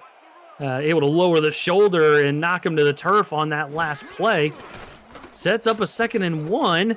King shuffling in the pocket, throws it out into coverage, tipped away and incomplete just as I was speaking ill of the man. There's Avery King to knock it down. Avery King to knock it down. And a nice crosser actually coming over. He, if King can afford to hold on to the football maybe just a second longer, he can probably get that ball to a wide open receiver who has an opportunity to turn the ball upfield for potentially another 10 or 15 yards. Queen City stacking the box here. Looking at the heavy formation that Chicago's coming out with. Offset I formation. King to throw. Pressure's coming. He's going to get sandwiched in the backfield. Another sack for this Queen City defense and another fourth down for Chicago. Yeah, listen, Kyrie Hastings getting in on the action now. The Queen City defensive line, they don't seem like they've got enough here. So a couple of the other guys who've been silent relatively for most of the game getting up on the stat sheet. So we got about a 45-yard field goal in the snow here for Anthony Cece. He does get plenty of air on it as it is up and through. Probably would have been good from 60 yards as he adds 3 more points, 32-10 now the score. Yeah, quite the boot there in the snow. And Chicago, I mean, that's pretty close to their best drive of the game outside of the one big play that they had earlier. But as far as sustained drives go, it was a good drive. It was something I'm sure they would have liked to have accomplished earlier in the game, potentially giving themselves a chance to be a little bit more in this. We'll see what the defense can do here, see if they can breathe some life here into this football team. Down 22, it's not insurmountable at this point, but man, they need to get a turnaround here, Cade, as Queen City will set up shop at the 24. Yeah, best case scenario here is a quick 3 and out with minimal time coming off the clock, or a turnover would be ideal as well for Chicago if they hope to have any sort of chance. If Queen City goes down and scores another touchdown here, Eric, I have to say that's probably going to be it. And that's been the story maybe of the third quarter here, is that Chicago's kept it going. They've kept their team in the ball game here, specifically the defense. And another good play by that defense there, as Jet Zero is bottled up right at the line of scrimmage. Kind of keeping it to field goal attempts, field goal tries, that sort of thing. And, they've been able to get points on the board finally. Yeah, I'm with you. I've been impressed by what they've been able to accomplish so far here in the third quarter, at least kind of keeping it close, not letting this get out of hand outside of a big play or two. But they're trying to give the offense a chance. They just need the offense to help them out a little bit. Ooh, and a wobbler into coverage, looking for Hacker. Pressure was coming heavy there, and good coverage out there as well. Falls incomplete, so a third down here. This could be a turning point here, Cade. It sure could. I'm sure Craze would like to have that one back. If he picks that one off, he's probably walking into the end zone, really helping his team out to put him within a 2-score game there. A turnover here would go a long way for Chicago. Big play for the defense. Third down. Airing it out again and again. A wide open Stephen Hacker. Get out of here. Have yourself a day. Touchdown, Queen City. Wow. Who else would it be? Who else would it be all by themselves on the side of the field there? Hacker just, I don't know where the defense was after the game that he's had so far. I don't know how you let this guy get out, but man, oh man, Stephen Hacker with quite the day, and it's not even the fourth quarter yet. Not even the fourth quarter, man, and I think he is closing, he's definitely closing in the record, but I think he has surpassed the 3 Hondo here, so we'll have to definitely eye on him as he gets closer and closer to that single game record for receiving. He's already got the second most. Let's see if he can get the first here. Absolutely. Why not? Let's root for it. It's got to have something to go on here. Troll coming on for the extra point. We'll see if he can keep his footing as he does, and it is booted up and through. 39-10 now for Queen City. And man, the record, according to my sources, the record is 377 yards set by DR Sim. The second most receiving yards in a game is 360 yards by Stephen Hacker. And here Hacker is closing in on it. According to what we're looking at here, he's just over 300 yards. He's got an entire quarter left to try to break it.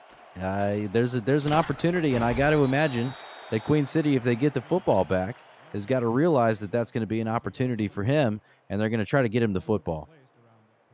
Yeah, 150%. But Chicago's got the football here. We'll see what they can do with it here. 41 seconds left to go here in the third quarter.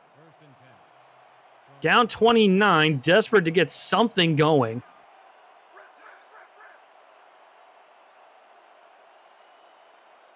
Pro set, 3 backs in the backfield, hand off to Odom, plows ahead, and finally gets destroyed by Avery King as he just throws a forearm shiver at him. Good numbers, though, by Odom. We've said that several times in the second half. Yeah, Odom, the lone bright spot, what it appears to be for the Chicago Wildcats offense, outside of the one big play they had earlier downfield to Corey Carter for a touchdown. Odom has been pretty much all the offense that they've had. King to throw. He's going to set the screen up here for Odom. Looked like it could have been a face mask, but no call there. Only a couple yards gained as the tackle was made by John Setzer. Yeah, just you're right, Eric. A potential miss that looked like there might have been a little something there, but hey, he got away with one, and that'll bring the third quarter to an end. And exciting fourth quarter we have ahead of us here. Yeah, 150%. We've got records on hand here tonight. We will see what sort of records we have. As everybody got to get your fours up in the chat. E.T. King going to start us off here. He's going to air it out into coverage, incomplete. And good defense once again by the Queen City secondary. Kappa Jones getting in there with the stop. If you're Kappa, I know you got the lead right now, but I'm sure you'd really like to have that one. Get in on the fun. Add some stats to the sheet for yourself as well. The offense has been putting them up. The defensive line's been putting them up. An interception would have been nice for him. I'm sure he would have enjoyed that. So the Queen City offense going to get another crack at this. Up by 29, but Stephen Hacker is looking for that record. Ooh, and a good return here and a good hit by the special teams. That was Neil Patel getting in there and throwing hands there. Knocking him to the turf. 39-yard line is where the Queen City Corsairs will start things off. And it has just been a dominant performance for them tonight. Yeah, it's been fun to watch, though. I mean, this offensive passing game has been absolutely outrageous. It's been very indicative of, I believe, what they want to try to accomplish this year. They're coming off a rough Week 1 loss. This will be a nice Week 2 win. I'm sure that they'd like to get their rookie fullback Jet Zero going just a little bit more than I think what we've seen so far in this game. Unfortunately, he's not averaging but just a little bit more than a yard a carry, and I'm sure that's something they'd like to work on. But outside of that, the passing game has been absolutely lights out. 100%. And, it is Week 2. We're only in the second game here of this young season, so Jet Zero is going to have plenty of time here, as Caswell plenty of time himself as he's going to air it out, and that incomplete. Looking for Stephen Hacker once again. Good coverage, though, and that's going to fall incomplete. Yeah, going to fall incomplete. I mean, hey, listen, like I said going into this, I'm sure they're going to try to find ways to get him the football, but they have to do it within reason. They don't want to turn the ball over despite the lead that they have. 3rd and 8, once again, I would look for a big play from Stephen Hacker or Chris Curtis down the field. 4 wideouts spread out evenly over the formation. Jet Zero in the backfield, throwing the near side here, and good play to break up the pass. That was Jesse Vick getting in there, and honestly, Kay, if he had gotten 2 mitts on that ball, he's gone. Whoop, see ya.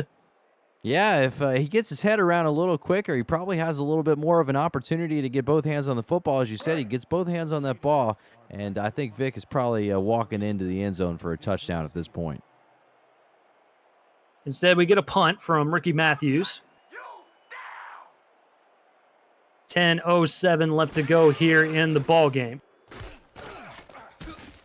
Matthews boots it down the field in the snow that we have had heavily falling all game long here in Buffalo, New York. Chicago will take over at their own 30-yard line. And, Cade, we've seen some life here from this offense, just cannot quite put things together, though. Yeah, I mean, they look like they, at times, are starting to get things figured out, and then at other times they look like they still got a lot to figure out. But it's going to be one of those things where if Chicago can really settle in and get this run game going in future games, they can really open up quite a bit in the play-action game and potentially be a force to be reckoned with moving forward. And man, oh man, this passing game just has not been going well at all for the Wildcats as Jeff Duffy gets in there for yet another sack. I believe that's 4.5 for him today. Yeah, that guy's, Jeff Duffy, absolutely outstanding game. Pats on the back. Gatorade Bath needs to go to him if they're going to give one to anybody on this defense today. And he's really been a big reason why Queen City's been so successful. Trips towards the top of the screen. Quick fire from E.T. King as he's able to get a good chunk of that yardage back, courtesy of the tight end, Shan Varner. 3rd and 6 is going to be coming up here, and that's much more manageable there for the Wildcats. Yeah, I'd take 3rd and 6 any day over 3rd and long. So it's going to be a little something, something. I'm sure he'd like to get Varner involved again here on this 3rd down. It's a good opportunity to get him the football. He's definitely a size mismatch on some of these linebackers. King shuffling in the pocket. He's going to throw on the run and leaves it well short. Looked like he might have had Corey Carter out there behind the defense, but could not quite get it to him. It's going to be a 4th down and another punt. Yeah, disappointing again for Chicago. I'm sure they would have liked to seen a little bit more out of that one. Try to at least find something to build on, and just a disappointing 3rd down play. Ball looked like potentially it slipped out of his hands. Could have slipped out of his hands. Could not probably get the power under the throw there as he's throwing on the run. It could be any number of things. I got to imagine, Eric, he probably can't even feel his hands right now. I can't feel mine currently, so I can only imagine how he's feeling down there on the football field as Queen City's going to get another crack at the 34-yard line here. So, Cade, will he or won't he? Let's see what this record is. See if this record is going to be broken today. See if it's going to stand. We'll see what Hacker's got in store here as he's going to line up with Caswell and company here on 1st and 10. Personally, I'd like to see him do it. You got to have something to cheer for here in the 4th quarter. I'm very interested to see if they can find a way to get him the football. They've got plenty of yardage here. If he goes for another long one down the field, or possibly 2, man, he's going to have that record. Can 100%. He be the first 400-yard receiver in SFL history? I see no reason why he can't. I see no reason why he can't as we get a look at his numbers right there. He has been thrown to 21 times tonight. 11 of those catches, 313 yards receiving. Caswell gonna air it out, and it is incomplete. Could not complete it to Hacker once again. Another great defensive showing as Chicago does not want to give him the record. No, they sure don't. They're selling out to try to stop him now, which is something they probably should have thought about doing maybe in the 1st quarter. But he's finding a way. I still don't think that we've seen his last catch in this game. I think that there are more yards to be had for Stephen Hacker. 3rd and 8. Caswell under center. Takes the drop. Pressure coming, and he gets dragged down from the bottom of the pile. It looked like he was beat, but able to get in there and make the play is Raymond Jones III. Yeah, Raymond Jones with a extraordinarily nice play there. I mean, I didn't even see him coming. He was kind of hidden behind a few of the other players there. I think he was a last-minute surge through that offensive line, and is going to give his team another opportunity to get back out on the field. In this back and forth 4th quarter that we've been seeing, Kid, I think that was the ball game we expected to see all along, but we just have not seen it out there on the field. Queen City came out firing on all cylinders, and the Wildcats defense has done them no favors today as Chicago will set up shop at the 38-yard line. Yeah, I agree with you wholeheartedly. We spoke before the game about what we expected to see, and I think the 4th quarter has been indicative of what we thought we were going to see, just a little bit of back and forth, a tough defensive matchup considering the weather situation that we have here in Buffalo, New York. But it was quite the different story up until this point. So 1st and 10 now from the 38. Odom is sidecar right. King is going to air it out. Finally an interception. All the tip balls we've had going on today, and Queen City finally gets the first turnover as that is picked off going the other way, courtesy of Kappa Jones. Kappa Jones' first year with the Queen City Corsairs after coming over from New Orleans, and a nice play on that one. Interception, a nice little spin move to avoid a tackle. It gets his team a nice return. And that is some bayou cooking right there if I have ever seen one, I guarantee. Yes, sir. That's what I'm talking about there, boy. And, oh, man, so Queen City going to get another crack here. And they are further back in on the football field here. So if they want to air it out deep to Hacker, now might be the time. He needs a couple more of those big ones to break the record. So we'll see what they can do. Caswell going to step up in the pocket, throws it into coverage, and is somehow complete on that far sideline for a gain of 7. Yeah, wow, what a way to thread the needle on that one, man. That one was a little bit nervous as he threw it. I thought there was an opportunity for that one to go the other way, but he got it through just in time with a little mustard on that thing. There was a little extra mustard on that for sure. A little extra sauce as he gets a complete to Matthew Jr. Caswell having himself a game as well, as he has just been throwing the football all over the place.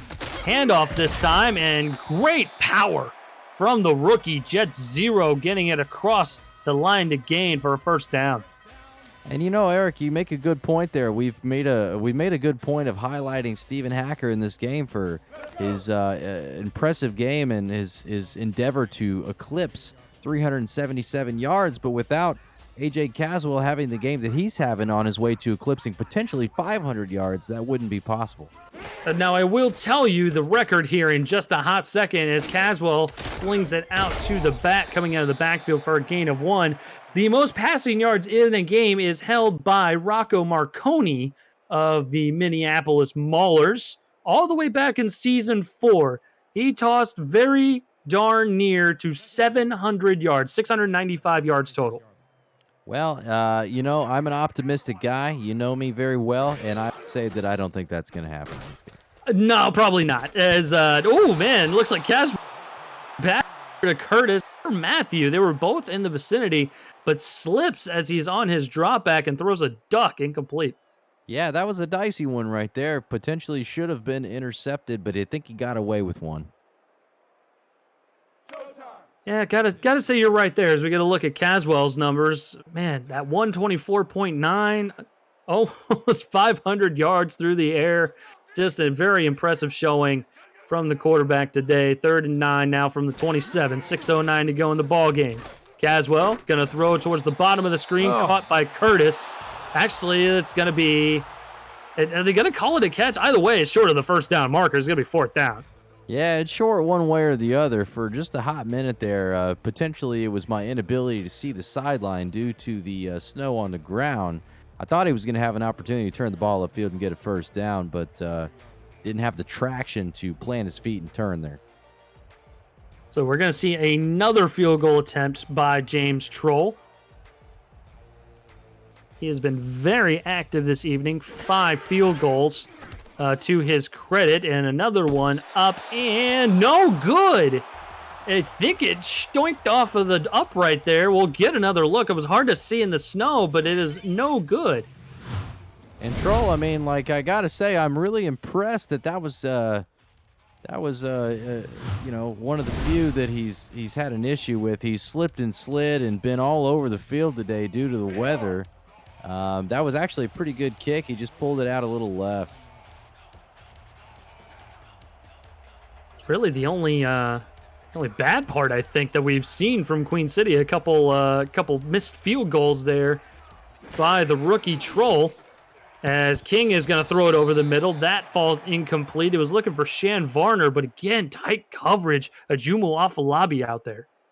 Yeah, tight coverage indeed. I mean, you know, like we talked about it earlier, this is the game I think we expected a little bit more than what we saw for the first 3 quarters. Yeah, we've got some back and forth, a little bit of defensive effort in there, and another good play from Afalabi. He's been in there a few times in this game. Pro set this time for the Wildcats. Handoff to Impro to the fullback as he plows ahead to the 32-yard line for a gain of 3. And I think you hit the nail on the head here, Cade. I think we expected a hard-fought, maybe almost defensive struggle in the snow, but it has been anything but. Until we've hit this last quarter here. Yeah, wholeheartedly agree with that. You know, that maybe perhaps these guys are just starting to wear down a little bit, and that's caused them to play a little closer, or perhaps they're just trying to get to that hot shower a little faster. That hot shower is going to be good here, and man, oh man, Duffy has been on fire here for this defense. Another sack. I believe that's 5.5 for him on the evening. Jeff Duffy with 5.5 sacks is well on the way to eclipse his 16.5 that he had last season. I'm sure he'd like to continue to repeat the performance he's had in this game tonight, but wow, I mean, the guy has just been everywhere in the backfield, and it's been a problem for E.T. King in Chicago. High snap on the punt, able to get it down and away. Going to be good starting field position here for the Corsairs, as Tyson will bring it up to the 42-yard line of Queen City. And it's looking less and less like Hacker is going to get this record. We'll have to see. Prop bets are still going on, by the way. Yeah, I mean, there's still a chance. Like you said, it's looking a little bit more and more unlikely, as I got to imagine that they're going to be content to try to just run the ball here and kill as much clock as they can in this game and take home the W. Queen City running the football on first down there. Gain of 2, courtesy of Jet 0, out to the 44-yard line. Clock continuing to tick under 4.5. Under 4.5 to go. It's ticking away. We'll see. We'll see if Chicago's got anything to say about making a stop here, potentially trying to get something going themselves. 2nd and 8, 15 on the play clock and counting. Caswell under center, content letting that play clock bleed down to about 8 or 9 as Jet 0 gets another handoff and about another half a yard as he makes it out to the 44-yard line. But again, looks like Queen City is very content with just letting the game clock, bleed down. Yeah, it appeared that both teams were kind of headed in that direction. I had a feeling after the way we saw kind of the last drive going there that both teams were going to be content to just try to take this one home and fix what was wrong and celebrate what they did right and move on to next week. 3rd and 8 now. Caswell in the gun. He's going to throw this time. Pressure's coming. He's going to air it out. Another receiver.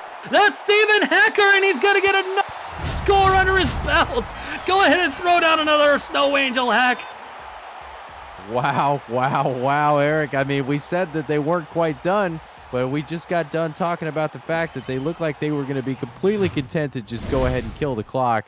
And, well, I mean, when the closest defender there is going to be ref number 96, I guess you might as well just go ahead and air it up. Might as well at that point. And again, Hack is just so close here. It looks like he might be as close as 7 yards off the mark here. We'll have to get an official ruling here from the official statisticians here for the game. But, man, he is so close to breaking that record as it's a good snap and hold up and through. 46-10 now for Queen City. If our estimations are correct, he is at 370 yards for the ball game. That's 10 yards further than his previous record, so he's already gone and passed himself. His previous 360 has been broken. Still 3:12 to go here in the ball game, too. If Chicago doesn't necessarily mount any sort of offensive attack, Queen City could get the football, and I'm not sure if they'd pull the first unit just yet. We'll have to see. Yeah, I can't imagine that they would with an opportunity to try to give them, the 7 yards, a quick slant or a quick out, and boy, that's all it's going to take. 100%. We'll have to wait and see here, though. We'll wait on bated breath. I'm sure Stephen Hacker is waiting as well on the sideline, ready to get back out there. He's not feeling cold. Not at all. That's probably the warmest feeling guy on the entire field right now. E.T. King is going to take the snap, fires it into the middle of the field, into coverage and incomplete. He was looking for Shan Varner as he had 3 wide receivers towards the top of the screen. Instead, elected to throw it into the middle of the field. 2nd down, 3:04 left to go. And a quick sidebar as well, Eric, just because I feel like we owe a lot of credit as well, or Stephen Hacker owes a lot of credit to quarterback A.J. Caswell. That last pass also put him well over 500 yards on the game. So now he's getting closer to the record. I'm not sure if he's going to get to that 695 today, but man, oh man, it's been a heck of a ball game for those two as King is able to complete it over the middle. They're going no huddle here. King takes the snap, going to air it out into coverage, and it's caught. Chicago is going to keep the football as they continue the drive here from the Queen City 49. Under 3 minutes to go. King throws it, tipped and incomplete. Could not complete the catch as Varner has been the popular target here on the drive.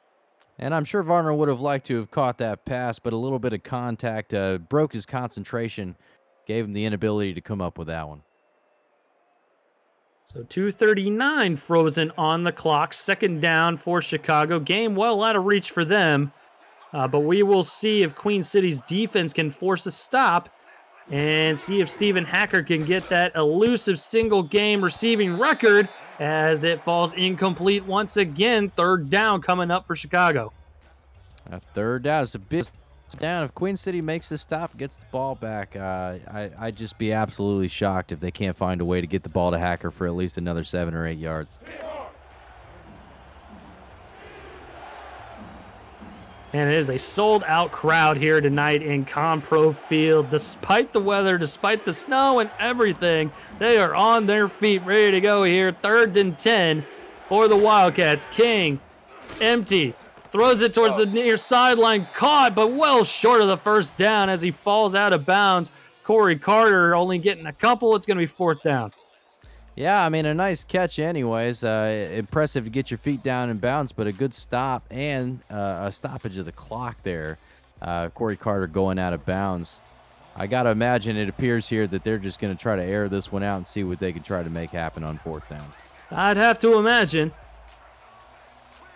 5 wideouts on 4th and 7, 2:32. King going to throw it short behind the line to gain, and it is anyhow. So Queen City going to set up shop at their own 46-yard line. Still time on the clock, and Hacker with still time to break that record.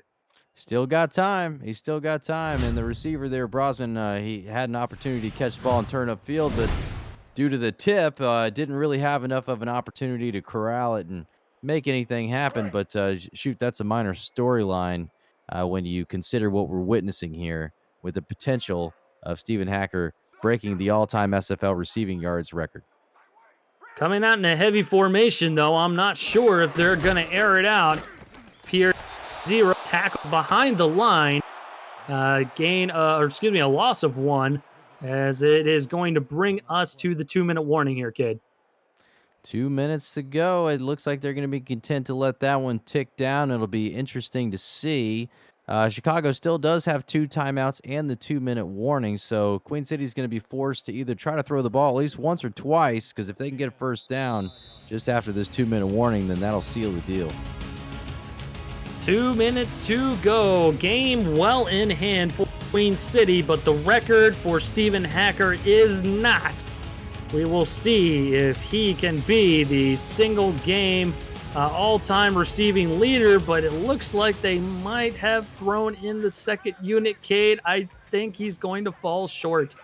Just short, 7 yards short. Wow, you've got to be only slightly disappointed if you're him, but, completely understandable anyways. I get wanting to preserve your guys. It's like you said earlier, it's just week 2. There's still a lot of football left to be played in this season. Oh, 100% as Chicago burns their second timeout. 1 remaining, 1:58 to go here, 3rd and 11. Backup quarterback definitely in the game here for Queen City. That's Max Barney. He's got trips towards the bottom of the screen. Actually, a bunch of wide receivers towards the bottom of the screen. A single wide receiver towards the top. Jet 0 is the fullback. Play action. Going to throw it towards the far sideline, and it is incomplete. I believe he was looking for the tight end, Thomas Wilson, and looks like Queen City will have to punt. Yeah, they're going to go ahead and punt it away. It's a little disappointing not to see the record get broken, but it was fun anyways to watch it happen. It only makes you wish that on the previous touchdown that went a long way there, that potentially there was about an extra 8 yards on that, if you know what I'm saying. Oh, no, I'm 100% with you, my friend, 100% with you. But, again, he broke his own record for the most receiving yards in Queen City history. And he's got a couple different times underneath DR Sim for the most receiving yards in SFL history. So certainly a momentous day here either way for Stephen Hacker. Yeah, one way or the other, he's solidified himself as a top receiver in the league time and time again. It's fun to see this happen. It's exciting, and he's just going to have another opportunity in the future to potentially take it over. King and company trying to throw some points on the board here in garbage time. He's going to air it out deep into the middle of the field and incomplete. this Queen City secondary has looked good all game long. And again, that was Kappa Jones getting in there. He's had an interception already today. Absolutely. You make a good point. The secondary for Queen City has been absolutely lights out.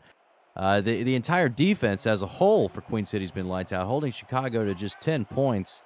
Sacks, on interceptions, on passes defensed, on tackles. I mean, these guys, they've just been all over the field. And another big hit there on second down to bring up a 3rd and 9 for Chicago. Yes, sir. Another big old hit, and that knocks Ash Odom to the ground. Chicago with no more timeouts.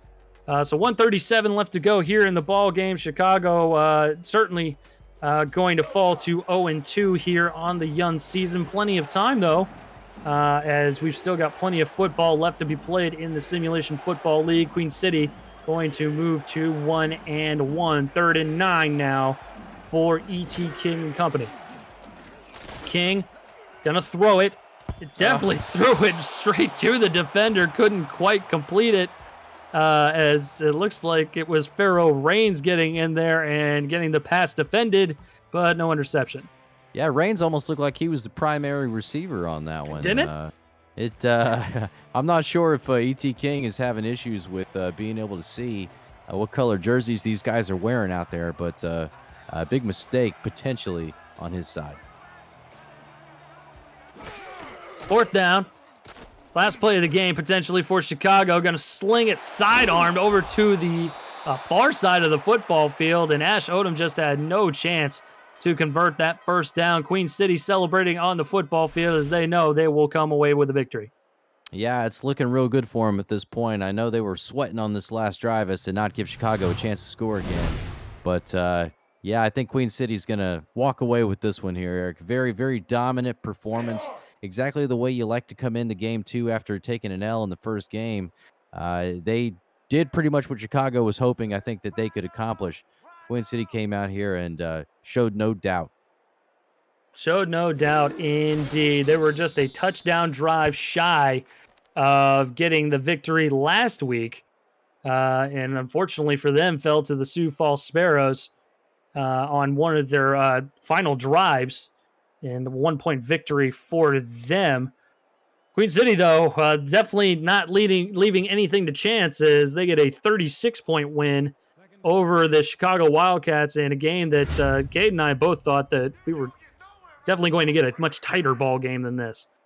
Yeah, it certainly seemed like it was going to be that way, but, a fun one anyways, a high-scoring game. If you're a Queen City fan, you got to be satisfied. If you're a Chicago fan, you're wondering what's going to come next, what to look for next week. But all you can hope for is that the crew turns around and makes the adjustments they need to make and gets the season back on track. Yep, 100%. And just one more knee here will definitely do it here from Buffalo. And, again, Cade, we've talked about it. It's still a young season, still plenty of football to be played. A 12-week season here in the Simulation Football League. So plenty of opportunity to rebound from this little trip that, slip-up that they've had to start things off. Oh, for sure. Plenty of time, plenty of games left to be played. There'll be plenty of opportunity. That's what's so great about football is sometimes despite the adversity that you face in the beginning of the season, you figure out the things that you need to figure out, and you carry on and make the adjustments you need to make. And there's always going to be an opportunity for Chicago. I'm sure they're hoping they can get that figured out. 100%. We'll go into the post-game show here, get the final stats and highlights, and a dominating performance here by Queen City. Almost 600 yards of total offense, dominating time possession as well. Yeah, absolutely outstanding. I mean, I don't know what else you can expect there. I mean, vast majority of the total yardage came on the arm of quarterback A.J. Caswell and the receiving of Stephen Hacker and Chris Curtis. Jet Zero, I'm sure, the rookie, they'd like to get going just a little bit more, but he's going to have plenty more of an opportunity to learn and develop in this league. Passing offense is certainly not of a worry right now for Queen City. I'm sure they'd like to ride that into the rest of the season. If I'm making my picks right now for players of the game, Eric, offensively, I'm going Stephen Hacker. I think that's a no-brainer. Defensively, I'm going defensive end Jeff Duffy, who finished the game with 5.5 sacks. And, you will get no argument from me whatsoever. Final tally, 368 total yards for Stephen Hacker, so he ends up 9 yards short of the record, of tying the record, I should say, but does set another career high as he beat his previous record of 360 yards. Absolutely, and once again, we don't want the play of Hacker to be overshadowed, or the play of Caswell to be overshadowed by Hacker. I mean, quarterback AJ Caswell, a phenomenal game as well, with well over 500 yards, 62% completion percentage, and 5 touchdowns, no interceptions. Great play from him today. Without him, Hacker wouldn't even be looking at potentially breaking the record that he almost broke today. 100%, and that a career high in passing yards for Caswell today.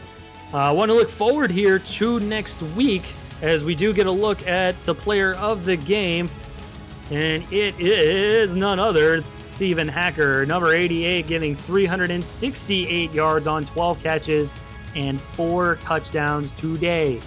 Cade, any final thoughts before we let the people go? Well, it'll be a lot of fun to see what happens next week. Once again, we carry on, and this is just game 3 of a full weekend. Game 4 is finished up on the other side there. So stay tuned for some more SFL action. Eric and I both look forward to seeing you again next week. Yes, sir, 100%. Tomorrow night, be sure to stay tuned to your commissioner, Cameron Irvine, alongside Charles Doherty. We'll be calling the Tulsa Desperados visiting the Arizona Scorpions.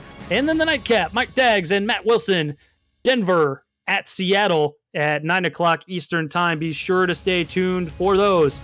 On behalf of my best friend, Cade Stevens, Mark Lopez, and Shan Varner on stats, along with our executive producer and commissioner, Cameron Irvine, my name is Eric Benson. We want to thank you for tuning in to the presentation of the Simulation Football League here live on Twitch.